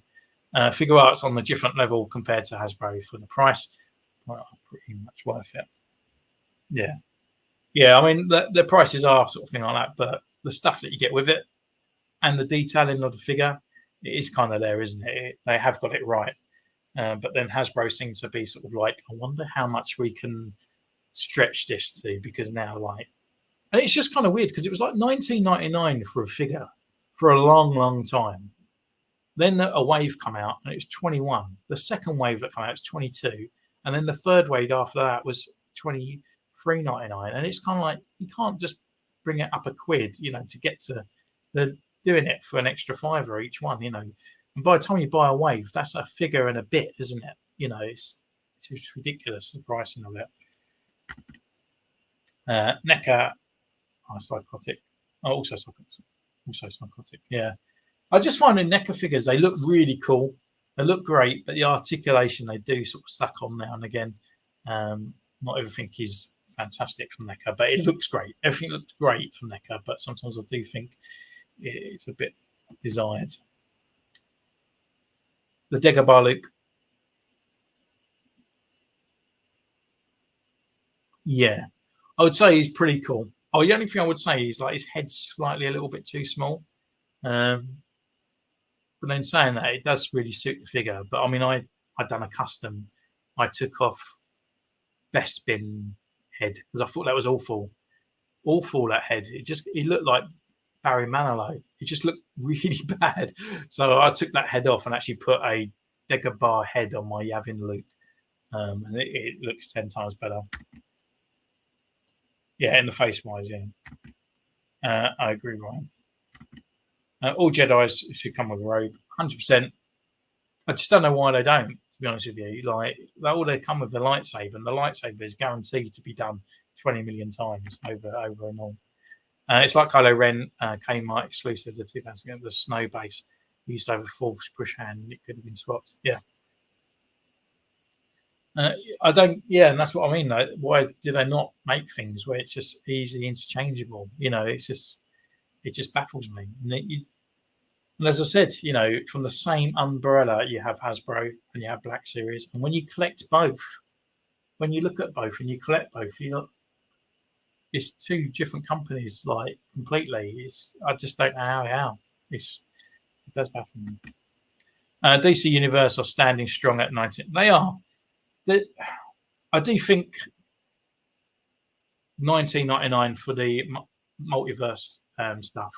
I have done a couple of reviews, to be honest. I had Batman, I had Superman, I had an older Batman, and in this time I've actually bought Bizarro and Red Sun as well. And I was just about to release Red Sun, and then the Russian invasion happened, and I just thought, you know what, it's probably not the right time to release it. And I've still got all the footage and all that, and I might even just put them together and just release both videos on one day, because I know that the views and all that are not going to be great. I'm not a DC multiverse kind of person, but I have got them on the shelf. I do enjoy them, but I just do feel like the plastic and the articulation is a little bit lacking compared to Hasbro's kind of stage for those figures. And $19.99 is probably a good price.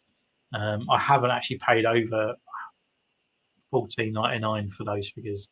I literally got Superman and Batman for $9.99. Bizarro was sale. Red Sun was sale. Oh, actually, I bought that new Batman, didn't I? The free Joker one. That was the only one I paid full price for, to be honest.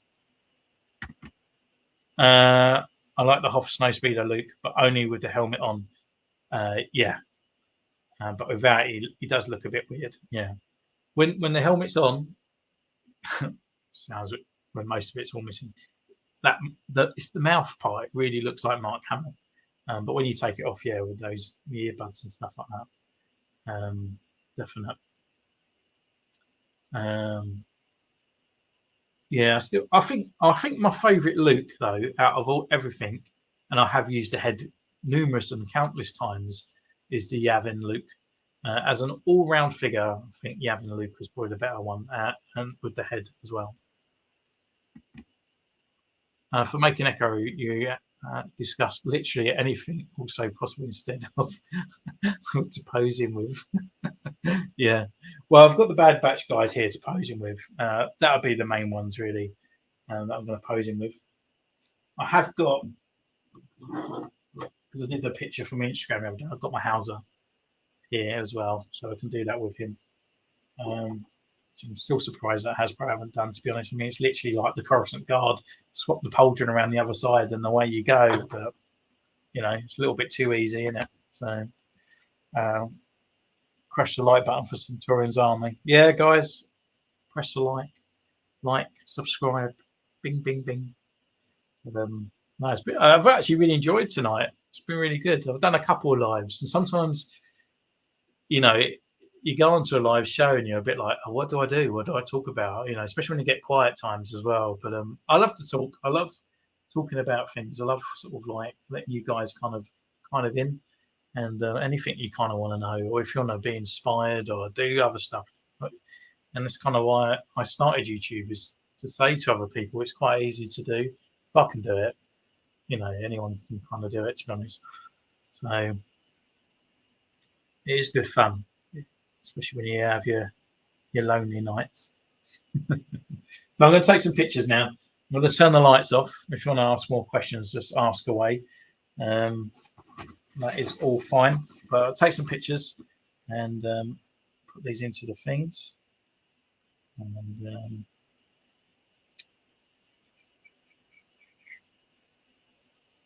make some of these. I've literally only done a minute's worth of footage for the review, which is funny.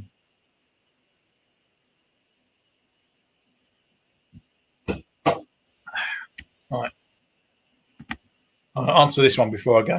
Well, I'll turn the light off. Are you liking the new Kenobi figure?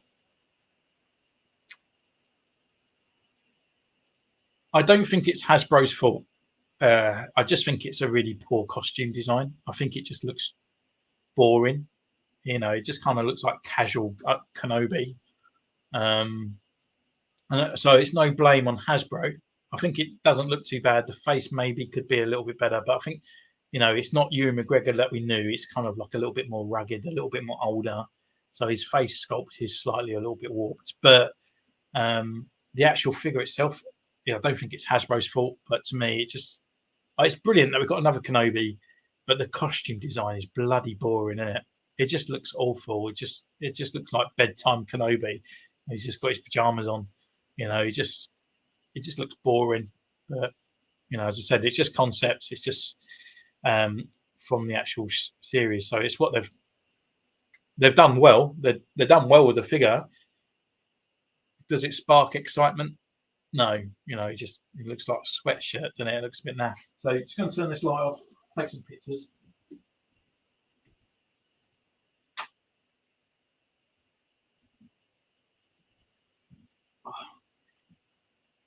Now I've put down his accessories. I ain't got a clue where I'll put them now.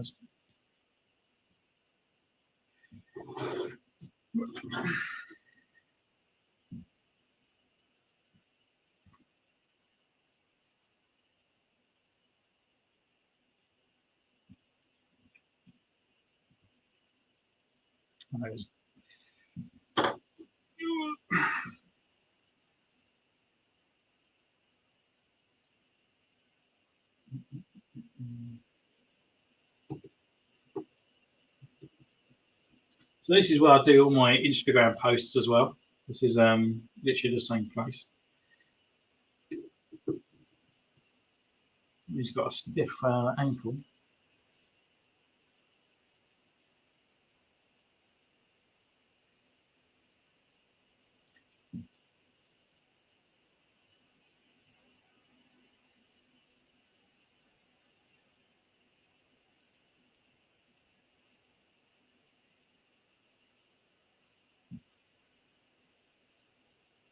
Anyone have problems with their Echo's ankle? This one's literally not even budging.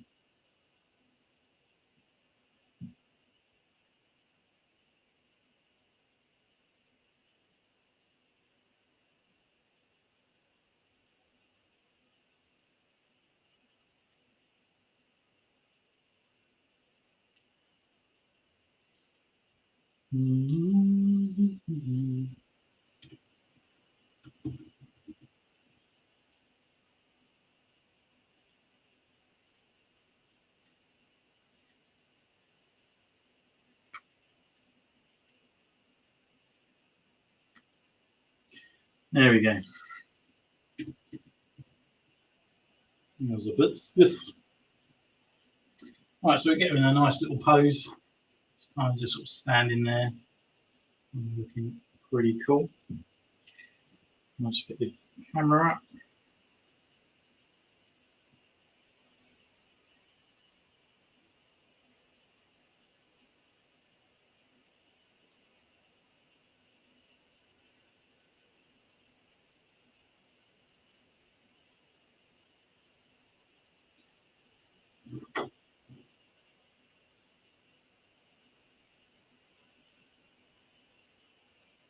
One. I like his helmet, so we get a nice close one up in that.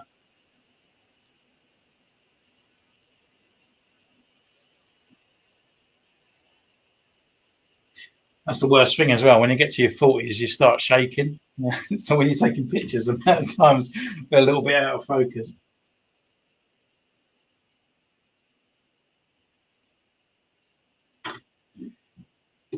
Right, so get a nice picture of his head as well.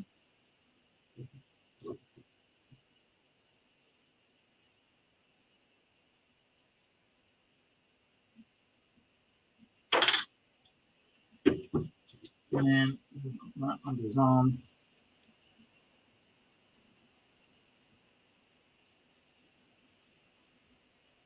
I'm just going to do this one. And then what I'll do, I'll take it up portrait wise, and then this will be the original one that you'll see when I do the voiceover over it. So what we've got here, let's go up, up, up, up. You should stream on a Friday. Yeah, I suppose so. I don't know what day we are. We're Monday, aren't we? But I got Echo today. I wanted to do his review, and this is kind of like a video that I wanted to do for a long time. Is actually like hang out with you guys while I do like a review, and I just kind of thought it'd be kind of cool to do, and I do want to wait around to not release the Echo review. To be honest with you. Are you going to pick up the community custom corner you did a while ago? I would like to. I suppose like now I'm a bit of a bigger platform because I was doing it quite early on. It was kind of fun to do, to be honest. But it's just kind of doing time and sitting down and doing it and getting it done. I suppose I could come up with a different format. I suppose I don't really have to be in front of the camera to do it. It was kind of like different to doing that other stuff, so I could come up with a different way of doing it, and it would be pretty cool. It would be kind of nice to do it, I suppose, because I'm at a bit of a higher platform than I was when I was just 100 subs. So yeah, I might even look into it. I did enjoy doing it, and I did enjoy shouting out people's work as well. It was pretty cool, to be honest. I built a destroyer droid kit and dropped it after the last ceiling. Oh dear. Was it salvageable?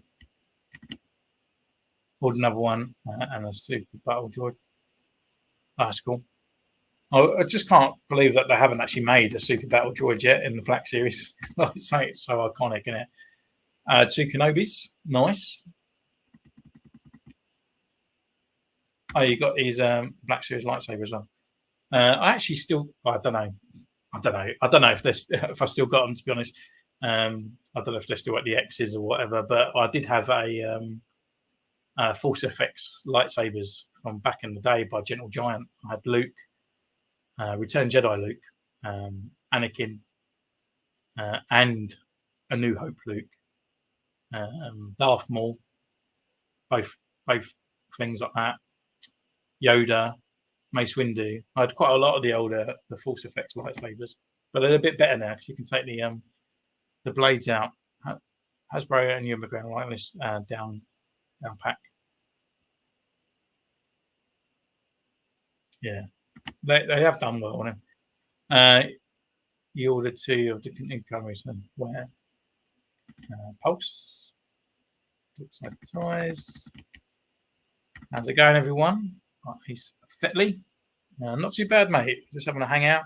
I hope you are well. They came in next wave per case. Available to order as a single figure yet. That is not. So we are up to date. So I'll just take a few more pictures.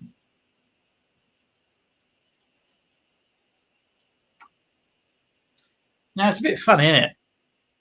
So with Echo, they haven't given him a left hand trigger finger when he can only hold the gun in his left hand. It's a bit fucking stupid. Good old Hasbro.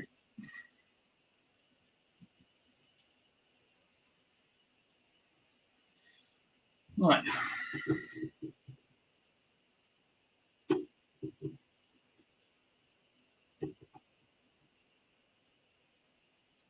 Center stage.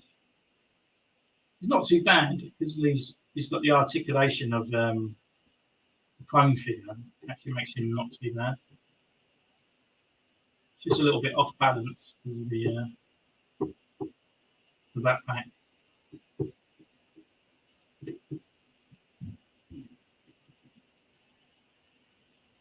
Let's get these all going in.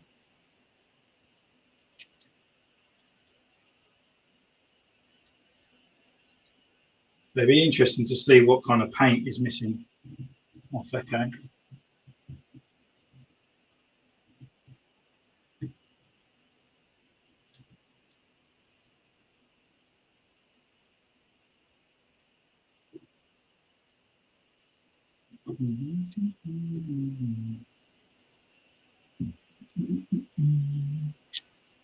Also, I don't know if you guys are interested as well. I have done the join channel as well, so I've done it on the cheapest thing possible.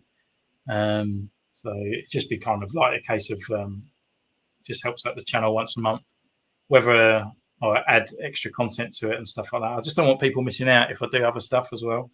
Because there's people that enjoy the videos and stuff. So maybe if I do a custom, maybe I'll release it on there like a week before or something like that. Give you guys a little bit of special, but I'll definitely be doing shout outs at the end of each video and do like a scroll or something.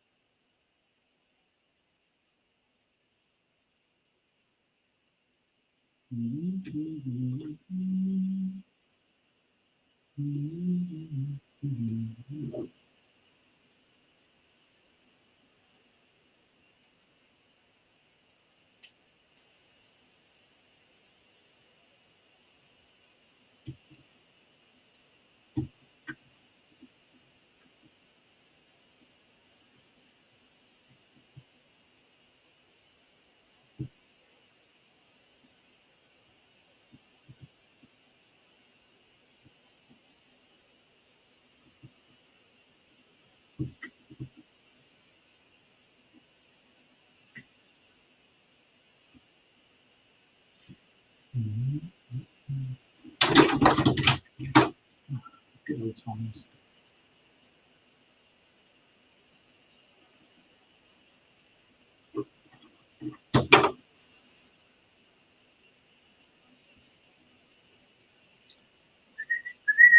Right, so look what you guys have been talking about. I'm thinking about getting a couple more when he does for head swaps. Do you think Vader will? I reckon they will bring out Vader, I think.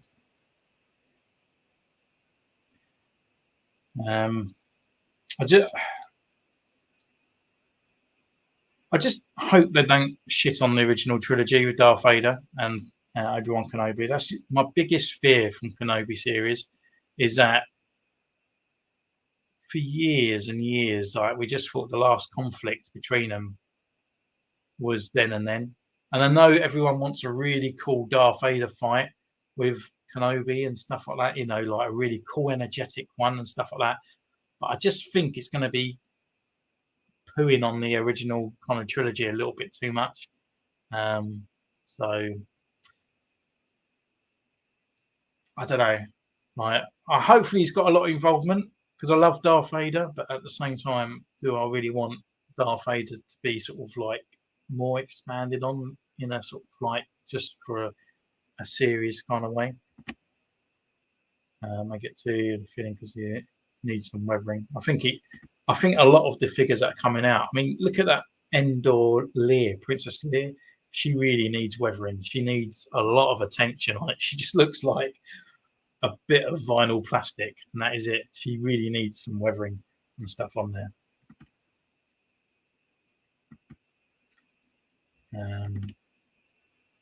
I think it'd be a flashback. I don't know. I think Disney are going to go out for a full-out fight. I think they're literally going to put them side by side together. I think definitely keeping one sealed. Hopefully, we'll get to see what happens to Cody and Sears. Yeah, I really hope so. It'd be really cool to see it. A lot of the clones and stuff like that would be quite cool. What happened in international events? Order 66.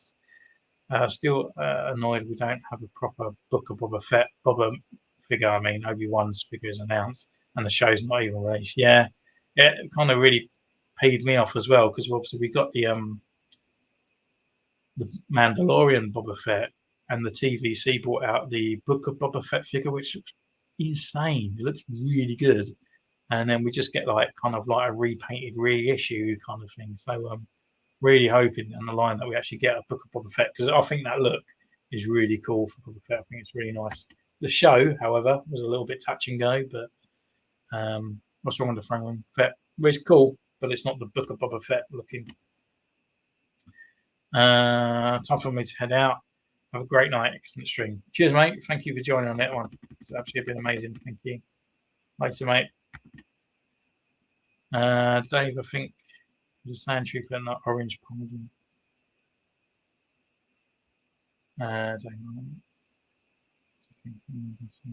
Yeah. I kind of thought a bit like that in the past, to be honest, for Cody. Who knows? Who knows? Be a version of fight, otherwise it defeats all the showcase. This is a new design. Yeah.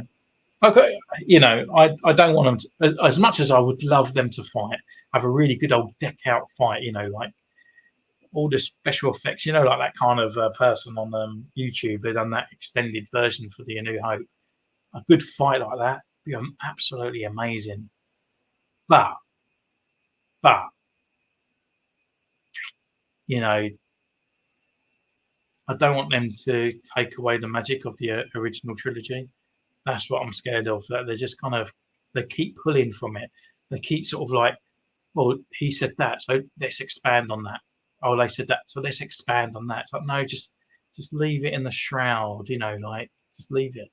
It doesn't need expanding and stuff like that. So the more they keep pulling out of it, the more it kind of loses its magic, in my opinion.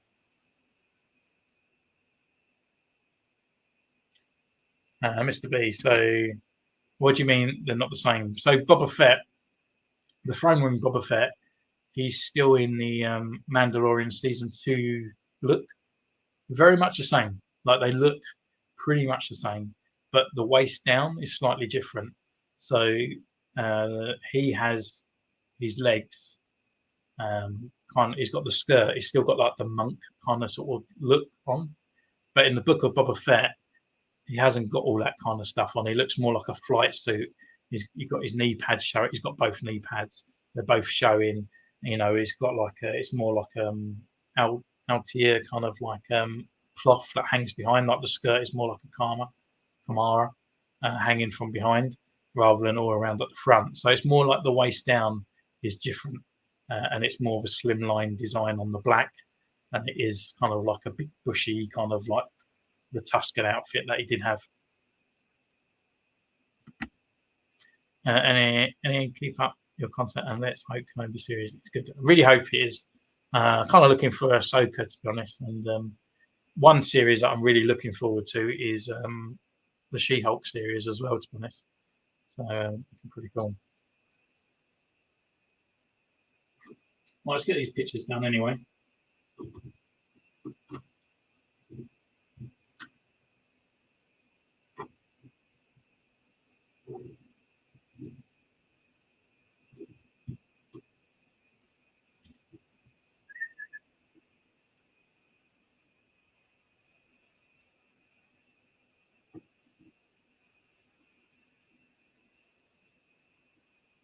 Seems like a decade ago that I've done the upgrading on these.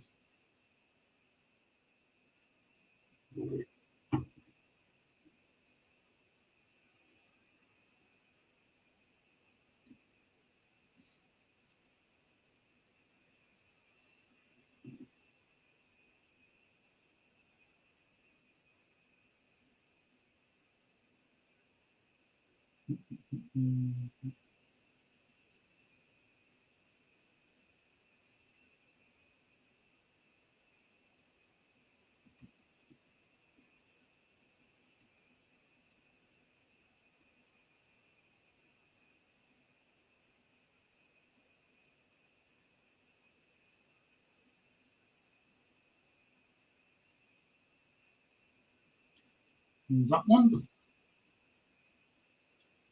So while these guys are here, I'll just do the picture for the thumbnail as well.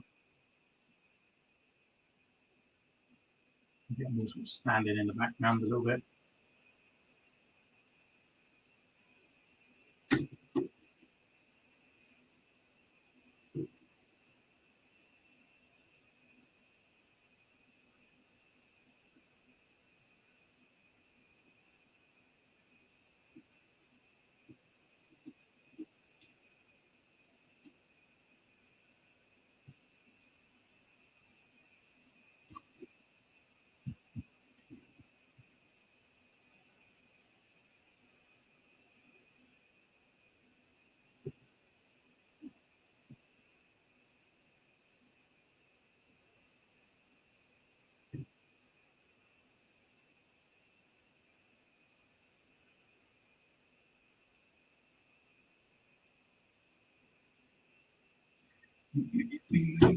Right, so I'm done.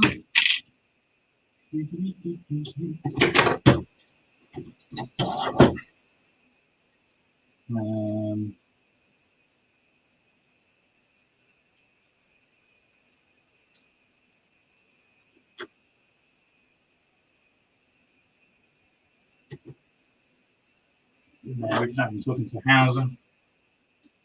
So.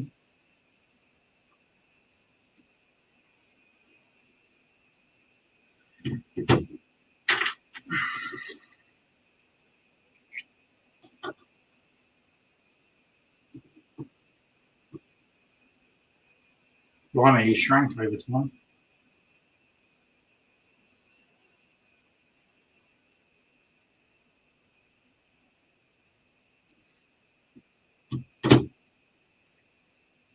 Right. That for him. Right, we've got here. Never noticed that. Oh. Yeah, so there's just a few slight details slightly missing on that one. Yeah, the dents on the torso are gone, and there's some scratches dotted around. It's like a month after Mando. Yeah, so you've got a few extra bits. Looks like I'm watching for you. Or just Google it. It's fine. Openers.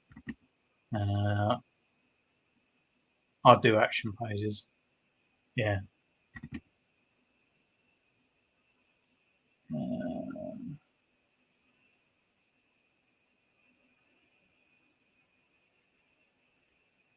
Oh, look, I missed this one here. That's what I've done. That. Do you guys pose figures or stand in at attention?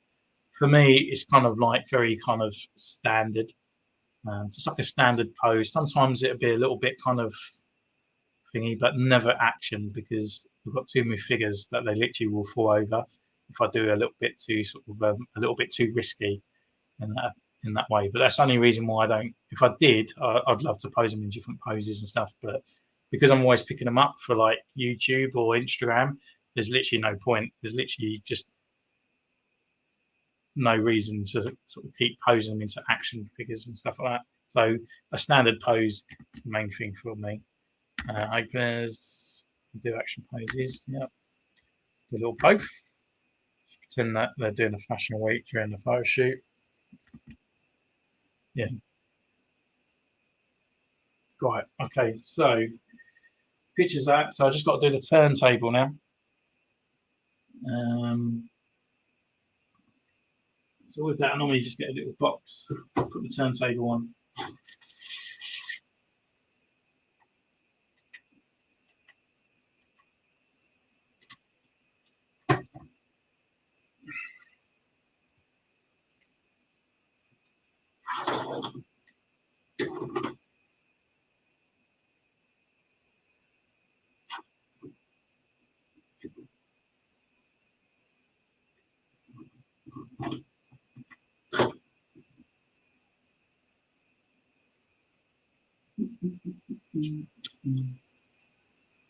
Actually lost the figure now. Okay.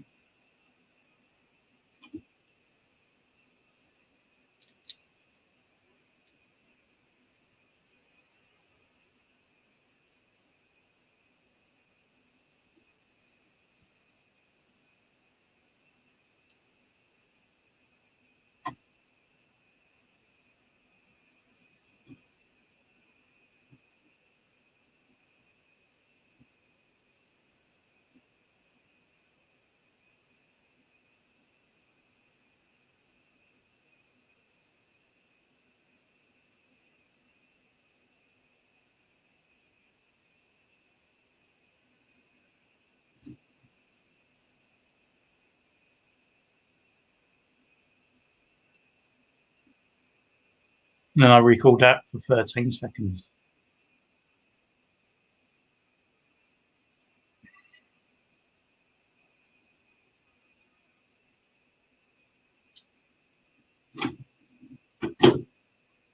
Right. So I might back on for a sec.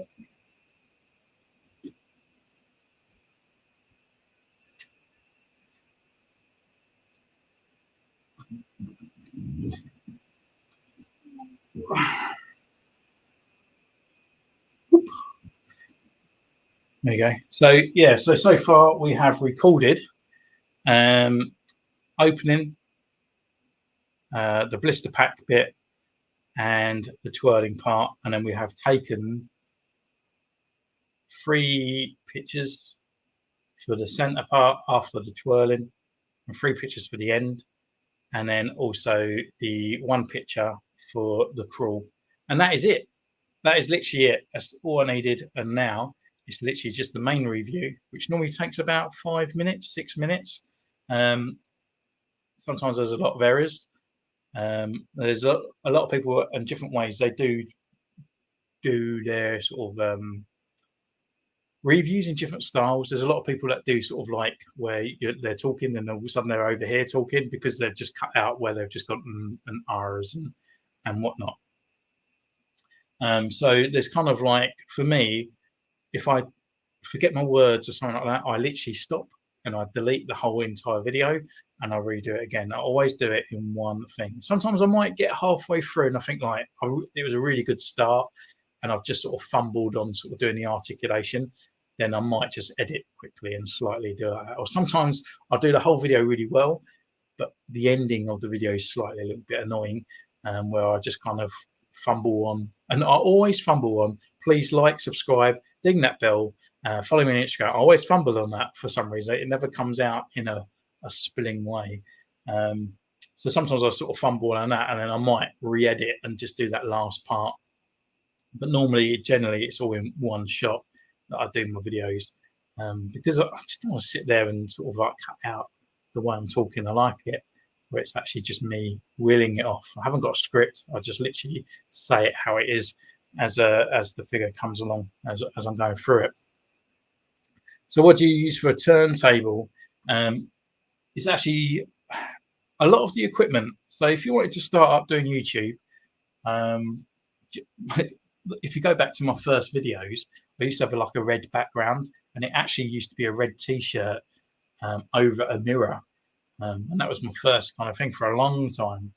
And then I got a bit of red card, and then I found that the red card was very glary. It was just a little bit off. Then I did white, and it looked a bit boring, and it always looked dirty because the figures are falling over and they're leaving paint scratches on the card. So then I went to having it in front of the actual, like the figure display here. But what was happening is like when I was kind of like looking at the figure, it kept looking at the figures behind. It was really annoying because the camera kept auto adjusting. So that's why I come out from that. It only lasted for a month or so. And it was a bit of annoying to set up all the time because I had to get the table out and stuff. So then I settled for black. So this is a bit of black card. You can buy that for £1.50 from your arts and crafts stores and stuff like that. And then I've got a black gloss shelf. So this is from your DIY departments. It's just literally a black gloss. And that was, you're looking about £8.99 for that. I've raised it up slightly with a couple of Black Series boxes underneath each bit because of the camera, my tripod that I got from AliExpress for £3 doesn't drop down that low, so it kind of sort of like, so it's there in place for it. The lights, the ring lights as well, they're about £9 each from AliExpress as well. They've served me over time. This one's a little bit loose, the wires kind of coming out, so it's kind of temperamental. And then I did have a white turntable that I did use, but that actually died. That was from AliExpress. It was only a couple quid. But I purchased this one. It's only a small little turntable. It's got a couple buttons on there, changes the angle and the speed. I got this one from Amazon. It's only like £9.99. It come with a little mirror gloss thing, a sticker that on there. But I kind of wanted black to fit on with the black because that was the way the channel was going. So yeah, for a little small setup, you could probably just do it for about 40, 50 quid.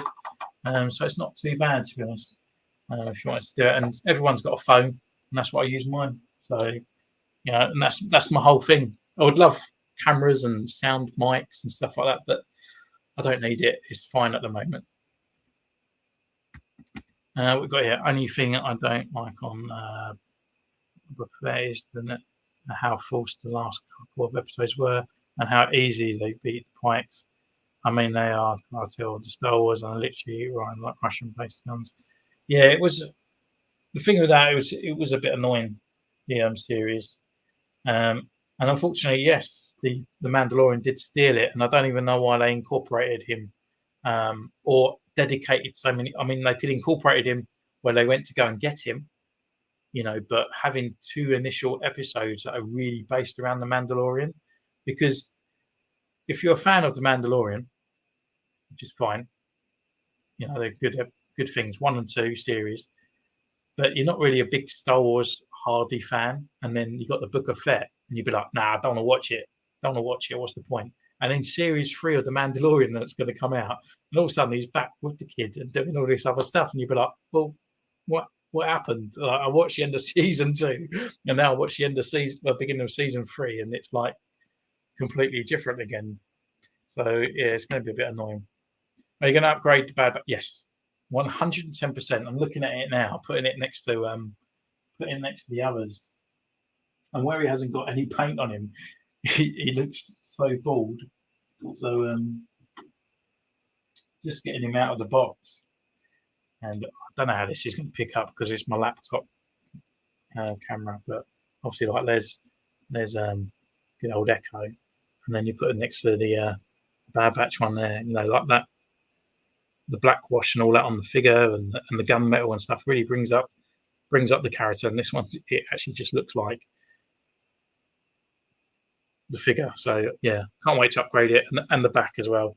They're missing all the details in the paint parts and other bits, and I'm sure there's probably like loads of red markings and stuff on the backpack that they haven't put on. So yeah, there will be a one there, and hopefully this will be like a bit of an Echo week, because I was really looking forward to this figure. So we're doing the live tonight. I'll put all the video together. So tomorrow night, the Echo, what I'm recording now, will go on to a whole Echo review, and then probably by the end of the week we'll do an upgrading as well for him as well, which would be pretty cool. And the mods. I really hope that we do get those as figures. All deluxe. I will pay about £100 for each one of those little mopeds. I think they look absolute. No, I'm joking. But absolute awful. It wasn't Star Wars, was it?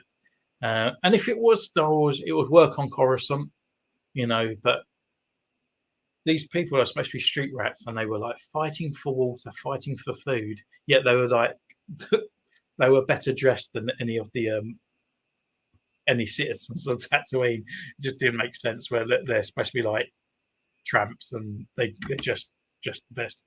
I agree, they could have been much better.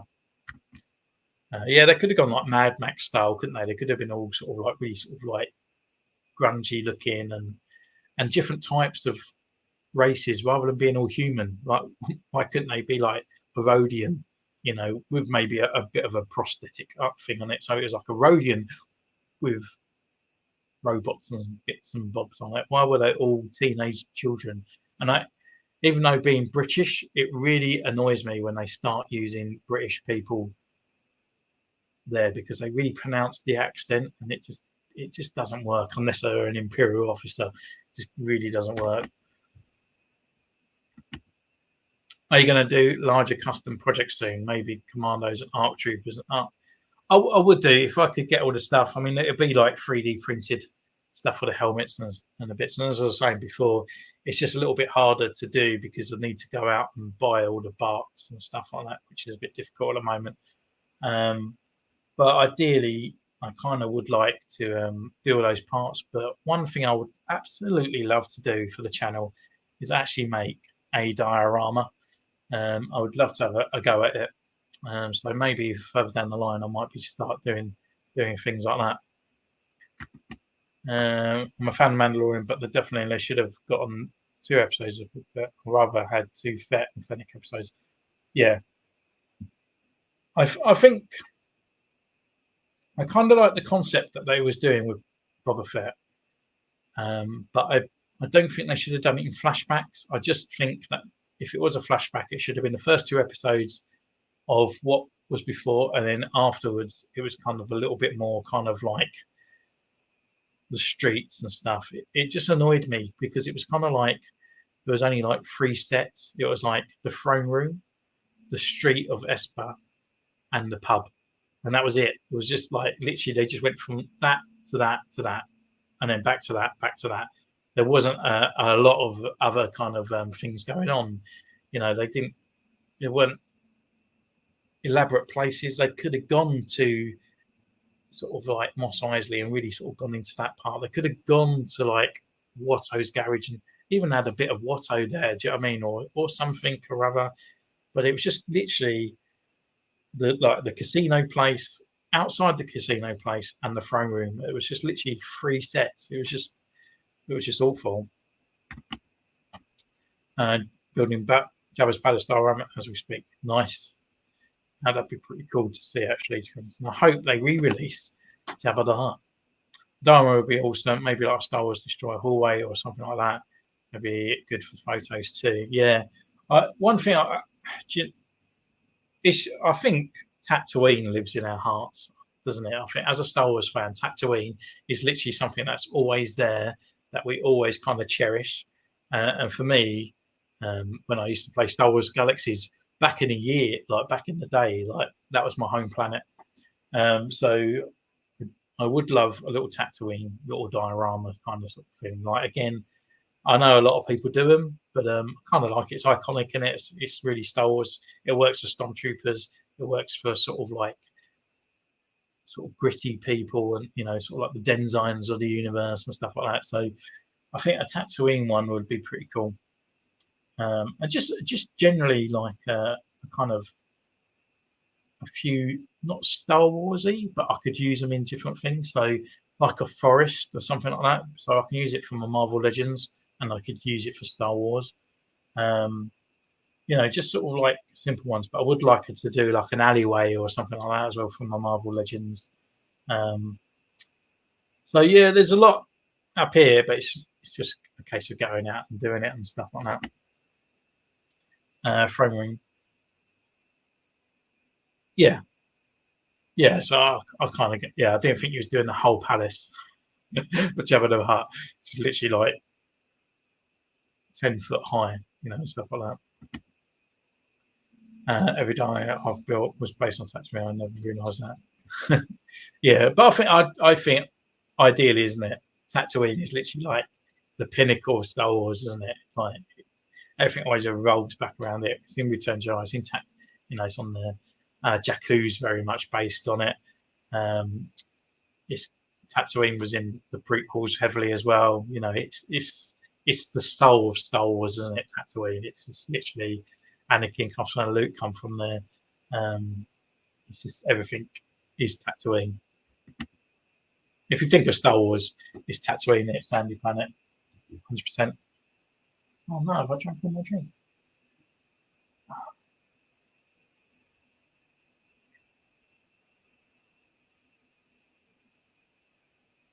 So we're just going to film. I'm literally falling asleep as we talk, and I'm losing my voice as well because I've been talking for 2 hours.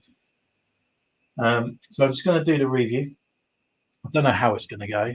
I might, as I've got people watching, I might fudge up a little bit. You never know, which would be fun to watch. But then I'll just restart and then go off again. But it's just like picking up certain things, going through the character. So I've looked at the character enough. It's got a bit of weathering and stuff on there as well, but not a lot of weathering at all. And there's definitely the painting application and stuff on there. So Hasbro have done well. The sculpt looks great. It's a really nice looking figure. It just unfortunately it just kind of falls aside again at the paint applications on there as well. So it will be interesting to see what kind of paints and other upgrades that this guy definitely needs. So there will be an upgrading of this figure. And on his knee pads as well, it'd be quite cool to do some sort of like battle damage on it as well. So yeah, we will do that. So right, just gonna have the rest of my drink, and then I will do the review. So anything else you guys want to ask me? What other things you want to sort of say down the line? I'd like to make a droid sales thing, a Jawa sample, with the tracks behind it. It would be pretty cool. And I do like the droids. There need to be more droids, and kind of would like to make some custom little droids, you know, like the one that was the little track thing with the little goggles that kind of looks like a skinny Wally, stuff like that. It would be quite nice to do. Yeah, but I definitely want to make that other Bandai kit. It's been eyeing me up for a long time, but I just need to find which R5 droid I want to do. I was going to do Gold Leaders one, but it's quite kind of I don't know, it's intricate. It's like red, silver lines, black lines, a little bit of gold and stuff on there. It kind of looks a bit like Harley Quinn, to be honest with you. And that's one I kind of wanted to do because it was kind of like really cool, but I'm kind of thinking something a little bit easier because I haven't done any customizing for a long time. So there was the one with someone that announced it the other day saying, why don't I do it? And it's kind of like an all kind of like orange head part. So I might even just do that because it's kind of simple. So that one.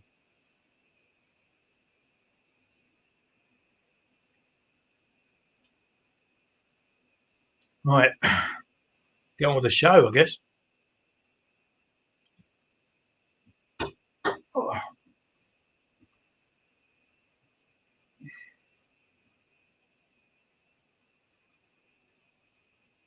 Mm-hmm.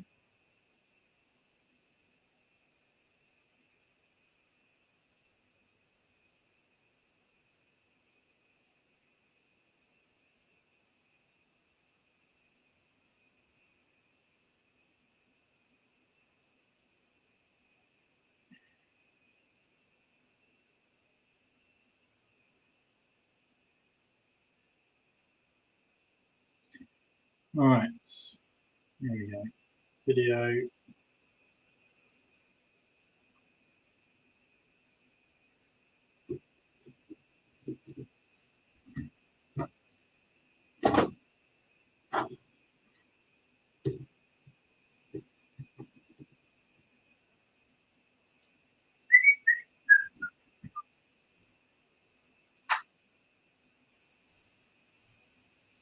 Oh.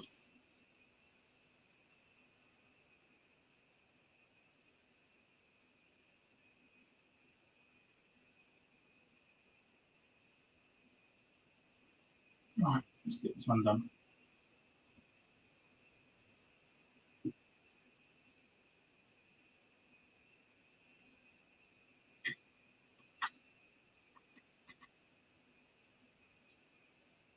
So here he is. We've been away. We've reviewed the figure, and what can I say about him from the outset? Well, I think Hasbro have done a fantastic job with this figure. He looks really, really nice and really, really cool.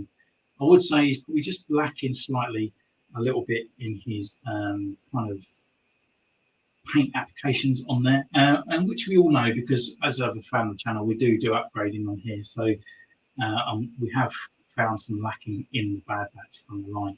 But nonetheless, actually, this guy is pretty cool and looks fantastic. So he comes with a couple of accessories, and his main accessory is this kind of sort of like grapple handgun. It's kind of like a really cool. I'm going to stop there. I really didn't like my flow.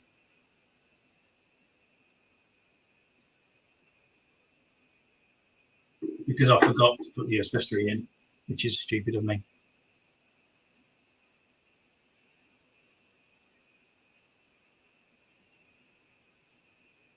So here he is. We've been away. We've taken pictures. And what can I say about this character from the outset? Well, he is fantastic. He's really nicely done and well done by Hasbro for bringing us another perfect Bad Batch figure.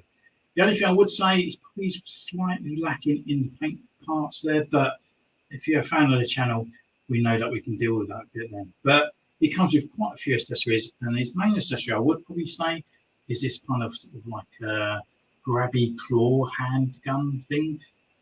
It's really nicely done, actually. Really nice kind of silver gloss there. We've got the actual gunmetal on here, and you can see it's quite reflective as well. It's a really nice paint.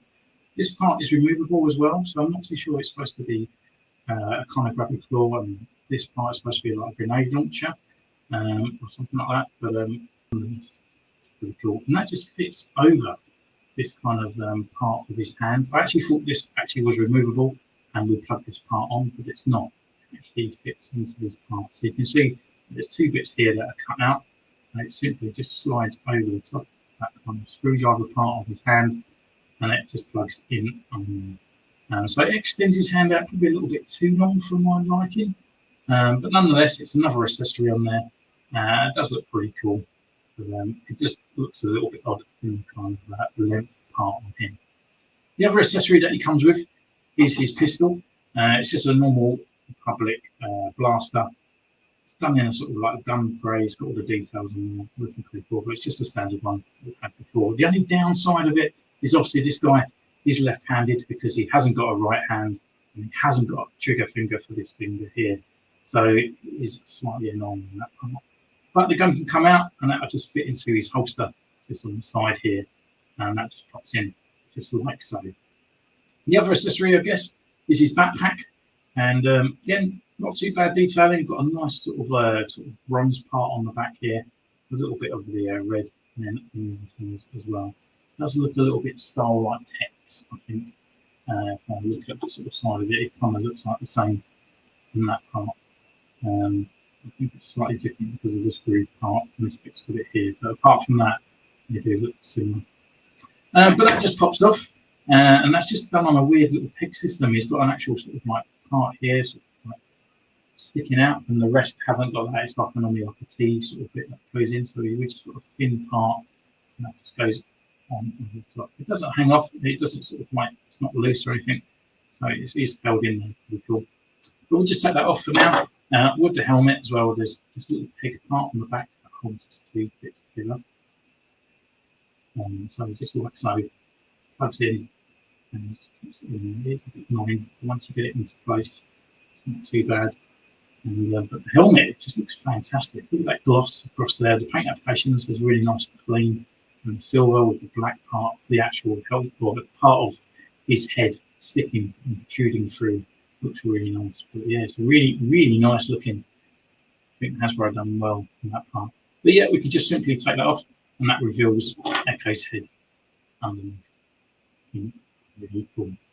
So with that, we can actually go through his articulation. The articulation on this guy, again, is great because it's just normally a standard kind of clone trooper body, really. So head, you can turn left and right. You can look down this far and look up this far.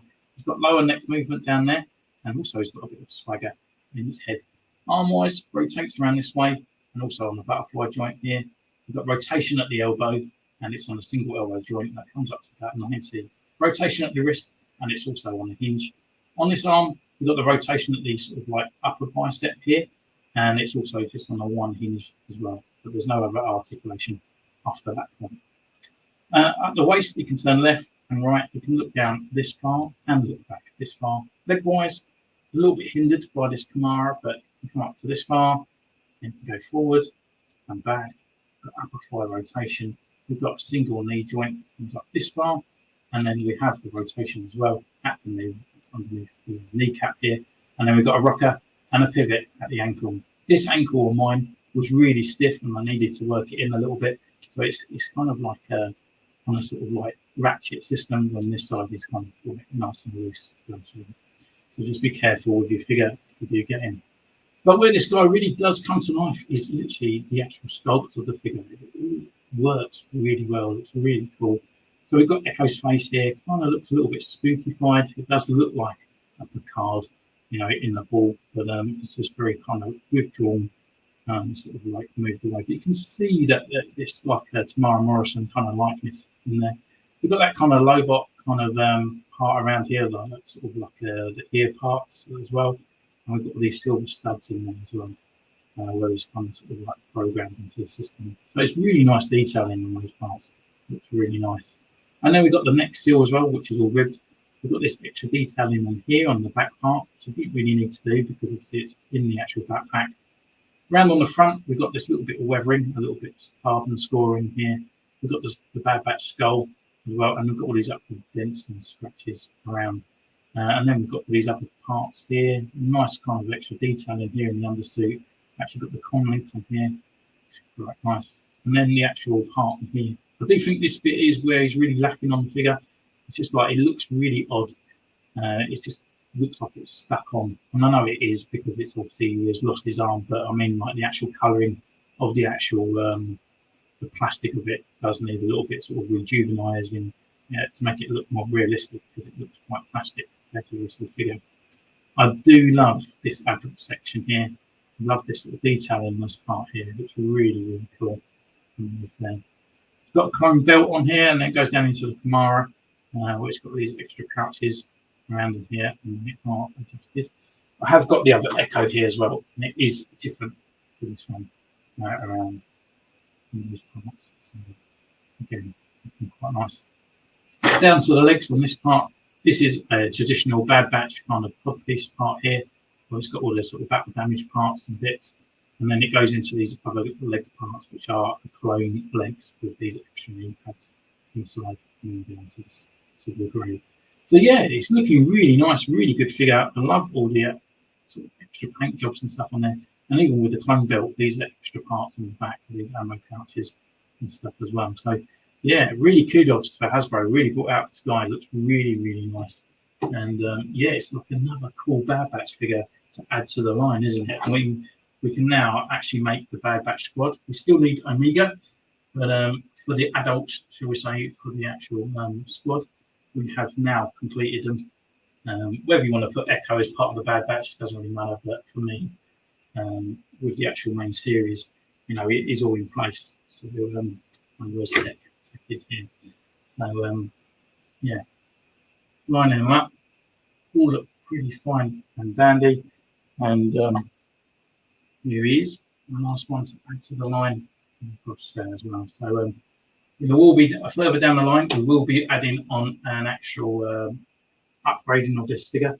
And yeah, which is your favourite Bad Batch figure now we have them on? Let me know in the comments down below. You can subscribe, ding that bell, and follow me on Instagram. And we'll see you next time. So take care, and I'll see you soon. Bye. Boom. And done.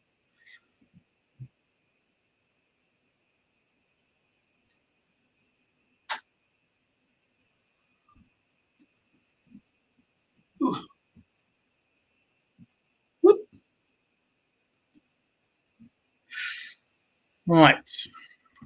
Let's go all the way up. There we go. I made a few dioramas on my channel. If you want, check it out. Will do, matey. Will do. Do I have the Bandai kits? Yes, I do. I actually use knockoff ones. I've done one official, and it was R2D2 and R5. Then I went on AliExpress, and actually they do knockoff ones on there, and they sell them for £15, and that is for an R5 and R2D2. So I have done custom versions of those over the time. So I have to look at them. I'll just go and grab them down, shall I? Why not?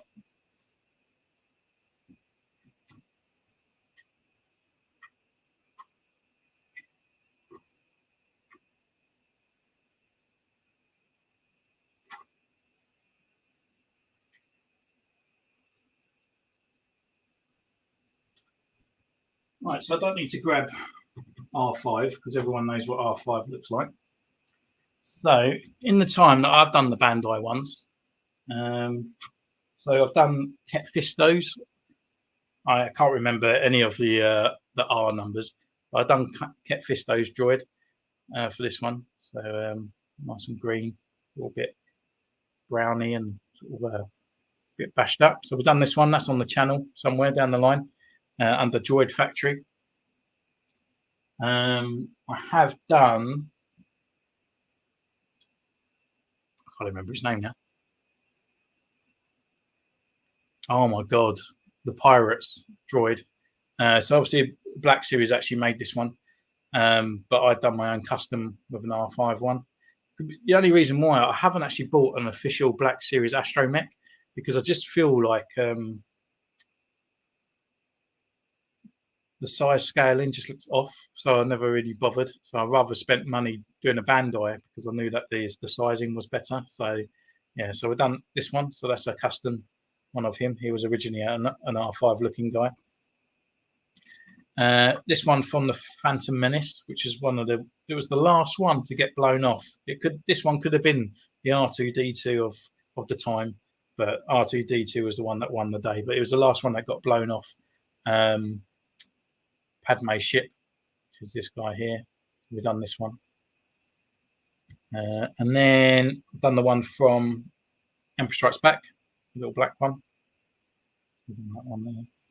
And then we have done Ahsoka's droid on there.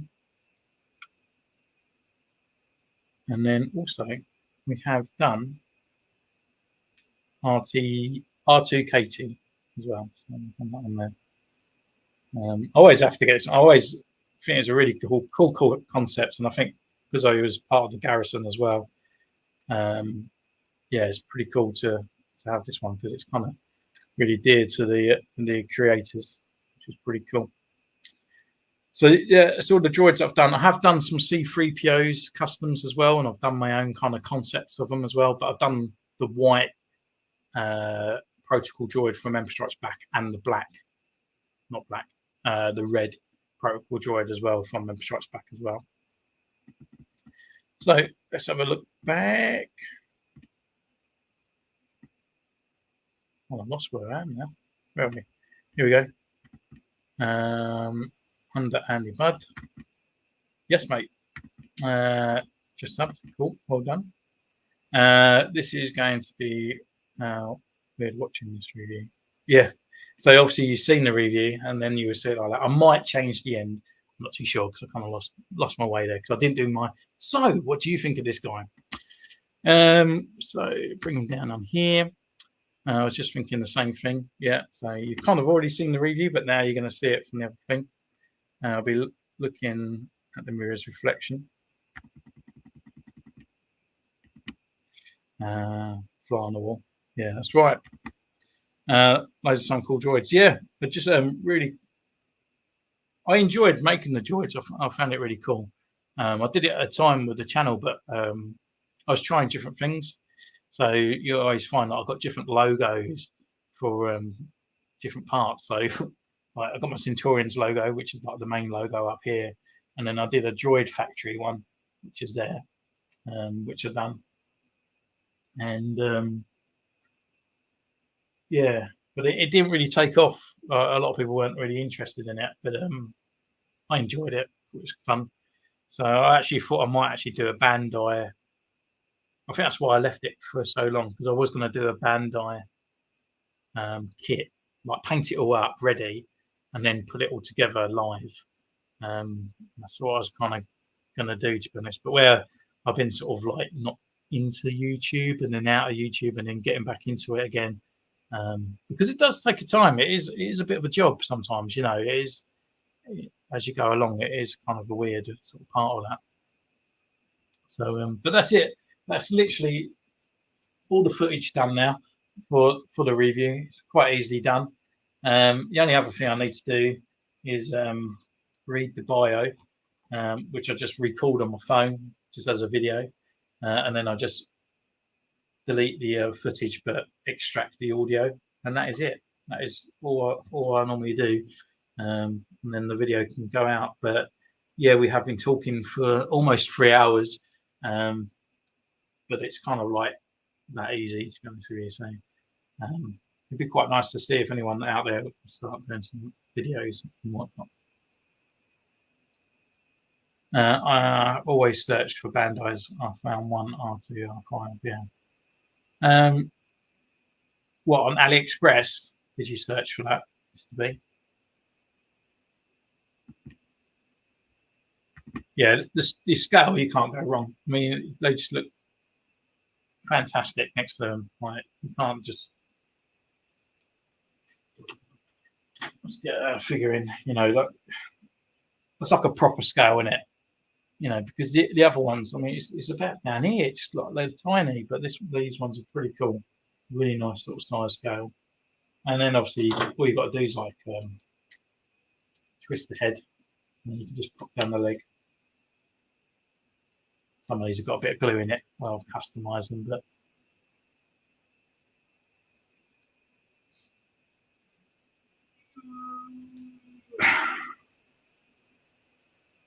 he ain't coming. We just leave that.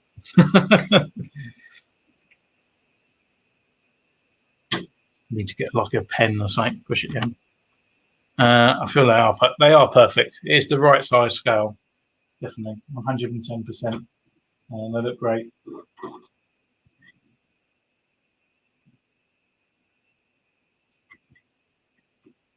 And I was doing them, but I was doing them quite often, and I think I was sort of getting a bit bored with the design. But I really want to get the like the really glossy black sort of R2D2 one as well, which would be pretty cool. I have got a 3D printed, like BB-8, but the baddie one, the black one. I've got a 3D printed of that one that someone printed for me.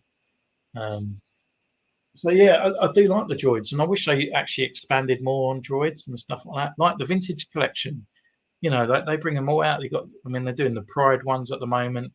They do all these other little novelty and stuff, and I kind of wish they kind of do a little bit like that with the Black Series. Have a little bit of fun sometimes, but they don't.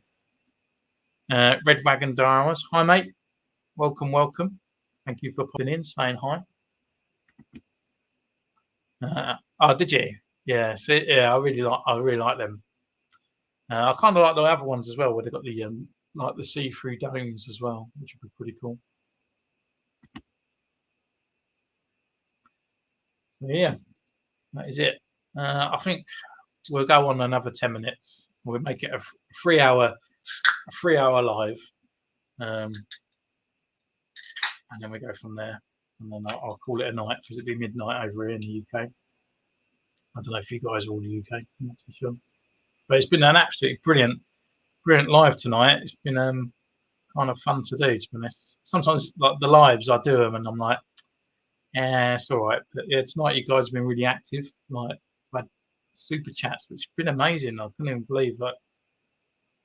Like people donate it. It's amazing. It's absolutely a massive thank you to all you guys and anyone, even subscribing, liking, following me on Instagram and stuff like that. It's really much appreciated, really, over the time. And as I said, it's almost 3 years.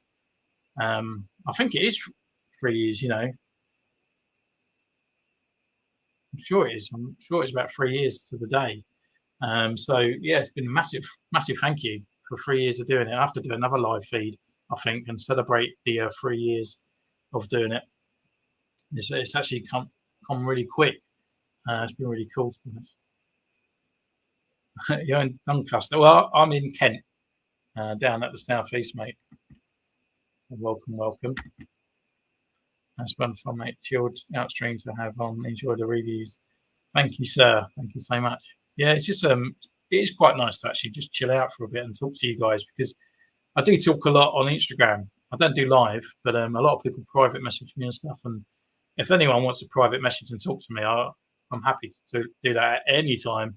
I always reply and stuff like that and talk and and tag people and enjoy it. Really enjoy Instagram. It's a really fun platform, and it surprises me where it's run by Facebook as well, how different people are. Because on Facebook, people are haters, but Instagram, there's a few haters, but the majority of people are quite welcoming.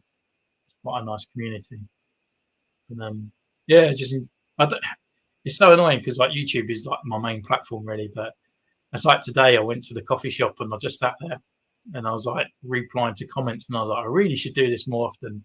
I read every comment that comes on my videos, but it's with YouTube, it's such an effort to like comment back, because you kind of have to. It's not like oh cheers mate, people asking general questions, so you kind of have to sit there and wait, and that's why I do it when I go to the coffee shop. Take my laptop with me and just sit in there and do my replies. So I'm kind of getting there. I'm replying to people that have left the comment like 6 weeks ago, but I'm getting there. I am getting there. So with the newer ones, I'll start replying more often. So yeah.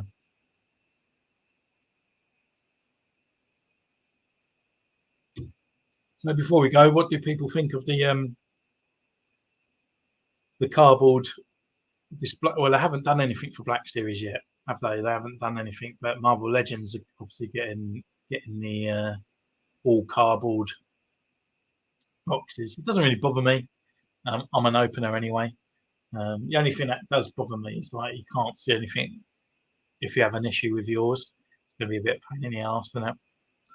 But I do think it's funny though. You're going to have people that are inbox collectors. They think they got like a brilliant bargain from their Walmart or something, and someone's like swapped out the figure and put a crappy figure in it, and you've had it for 30 years thinking it's worth like 100 odd quid or something, and then you open it up and it's got the wrong figure in there. It's amazing, isn't it? But we'll see how it goes, I guess.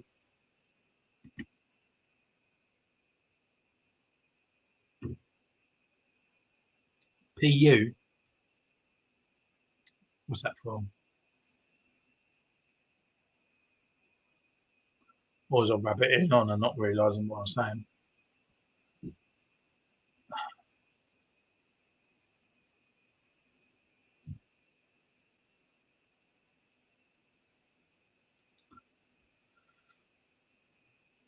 Oh dear.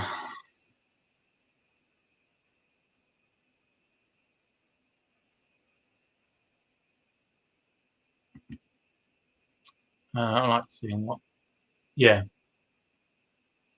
that's it, isn't it? It's like, I mean, obviously we normally blind anyway from like internet stores and whatnot, but I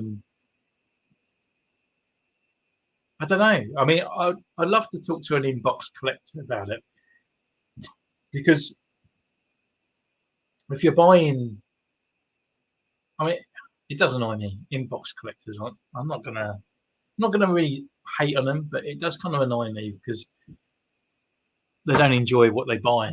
I mean, I was saying to one of the other guys the other night, like you buy it, you look at it, you go, oh yeah, got it, and then you put it in a box. Is that really not going to bother them because they can't see the figure inside now? Like, do they enjoy looking at it, looking at the figure, like, oh yeah? Because if you're touching it more often, you're going to damage the box because it's about keeping the box the pristinest it can be. And you never get to see the back of a figure or anything like that. So once you put that figure in the box, you put it away. That's it. You know. So yeah. I don't know. I mean, would it bother them? I don't know. I don't know. It's a bit of a toughy one, isn't it? Oh, you mean like PU? Yeah,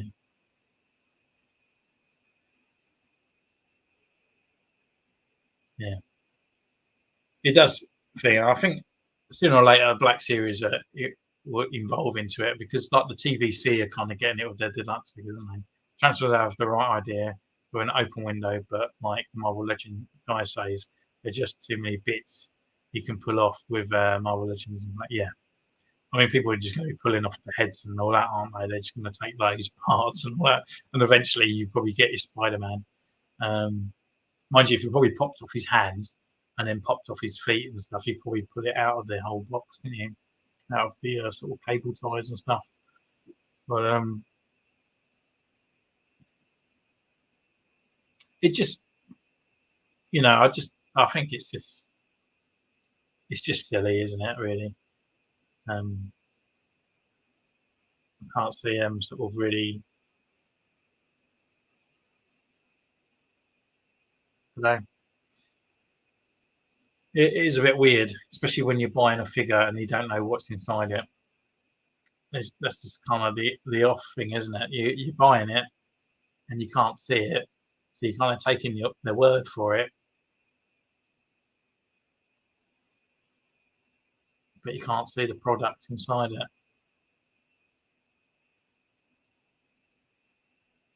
Hmm, who knows? But then if they're using recycled plastic, then I can't see what the whole thing is. If they're using, I know that it's kind of like stop using plastic, but if they're using recycled plastic, then it's not exactly adding more plastic to the world, is it? But I suppose I don't know. I just don't know how it all works and all that. I don't know what they will kind of benefit from it and stuff like that. But maybe look at the Black Series figures. I mean, they put that extra layer of plastic over the top of it. Does it necessarily need that? So if they looked at the packaging, like we got that part up here and this part on the side, then why not make it all cardboard around on here and reduce the window down so it's only a small plastic part, so we've got more cardboard, but we've still got a plastic display. But does it really need this extra shield over the top of the blister packaging? No. Did it have that before? No. So you just have the blister pack or even the cardboard sort of strapped in and stuff like that by cable ties, and then have a small type window about that big, so you can see inside it. So it's just like more cardboard with less plastic, rather than reducing it down 100%. Reduce it down just to about 75, because just in there, So I don't know the figures. I mean, I suppose it is a security thing, so you can't get in there and break it, because you can't fit inside on that bit. But if people are going to get in the shop, they will get it, so it doesn't really matter. It's a catch-22 in the box players don't seem to have an alternative solution. I'm not hating that, just I don't know either. Yeah, it's just, it's just people's different ways of looking at things, and I haven't got that perspective of an inbox collector. For me, it's kind of an inbox collector would be more pristine than anything. But for me, like, it's getting that figure out of the box. I want to look inside it. I want to see what that backpack looks like. I want to see what poses I can get this guy in and stuff like that, and really enjoy having the play, But for inbox collectors, it's kind of like, oh, that looks all right. Yeah, that's cool. Right, just put it away, and then it's kind of gone. But you've just got that internal tick in your head that you've got it. So it just seems a bit, a bit strange. But I've never been an inbox collector. I've tried, even on my Power of the Force figures. I kept all the boxes. They were all in their blister packs, but there was a slit around the side, so you could actually lift up the blister pack to pull out the figure and the tray, and I could have a little play and put them on display, and then put them back in, and then put them back in their things. But now I actually just throw boxes away. As soon as I got the figure out, the boxes go in the bin and stuff. Apart from these guys here, that they still need to be customed at one point. I'll just keep them in there so they don't get damaged at any particular time. If they did the comic run, they'd be fine. Just get rid of the inside bubble. Yeah, I think there's an alternative way of doing it, but getting rid of it completely. I mean, are they not going to do things like this anymore? Because this is literally near enough 100% plastic, apart from this cardboard back. The plastic comes around to this part. It comes around all around here. It's quite a large blister pack. So are they going to do away with doing sort of like nostalgia stuff as well, which is literally bread and butter of the Black Series or Star Wars and stuff as well? So will they still produce stuff like this? Or will it just be the normal? Will go all cardboard, but then these ones will stay the same. So it makes it more exclusive because you can see the figure, and these ones are not. Yeah, I don't know, but as soon as they go to all cardboard for Star Wars, you're going to lose all these sort of type ones, aren't you? They're just going to go. Bad idea, to be fair. You can't top the smell of fresh paint and plastic either. Yeah. I'll tell you, ones that do smell those Todd McFarlane ones, when you get them out, they really smell really plasticky. They do when they come out. The figures' face aren't on one side of their face. Yeah. Do you know what? The review I was talking about earlier, my Mace, bloody hell, I can't get my words out there. My Mace Windu. I never noticed, but his eyes are slightly off adjacent to the actual mold of his eyes. They're slightly just a bit off. And I never realised the other day until I watched my video, and I was just like, oh my God, his eyes are not in parallel with those bits. But he still looks all right. It still looks fine. I just never noticed. But I did get my Padawan Obi-Wan Kenobi, and his print, it was down here. His eyes are on his cheeks. I had to send it back to Star Action Figures, and they kindly sent me a new one. But yeah, it was awful. It just looks so bad. And there was something else as well I bought the other day. Oh no, I didn't buy it. I was in Smith's. That's when I was looking at my Marvel Legends Spider-Man. One of them had his eyes. There's a raised part of the sculpt of his head, but the eyes were actually slightly more up here. So yeah, there is, there is quality issues out there. Until we can get 100% guaranteed quality, then I don't mind an all packaged cardboard. But yeah, it's going to be annoying, and especially, well, I suppose it's going to be a damaged figure anyway. So even if you do return it to the retailer, it's going to be an open figure because it's going to be damaged anyway. But there's people out there that are going to be inbox collectors, and inside they're going to have like a Princess Leia of their head, printed on the back of their head or something like that. Well, look at me, like the bat that I've got. It come with exactly the same head. It didn't even come with the battle damage. It was literally just this one, and it come with the same head. So I painted that one in the end to make it look like the animated series because they have the red one. So these poor inbox collectors think they got a bargain, and inside they might have a missing accessory or something or other. So yeah, hey ho, we'll see. I guess hopefully it might stop people being inbox collectors, and then it'll open up more for us. So it will make them stop buying and pre-ordering, and then we're going to have more stock and it might bring down the prices on eBay. Never know. Be nice, wouldn't it?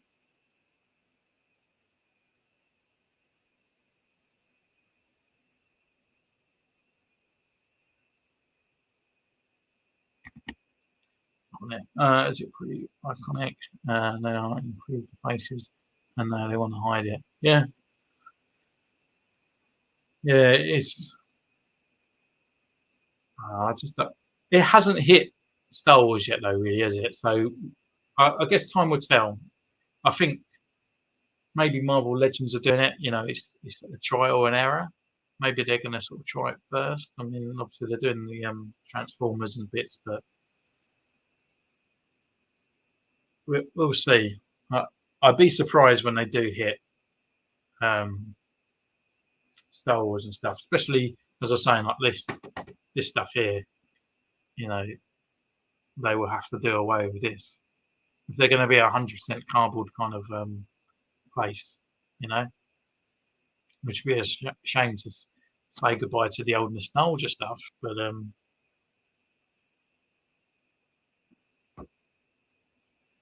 yeah, we'll see. We shall see.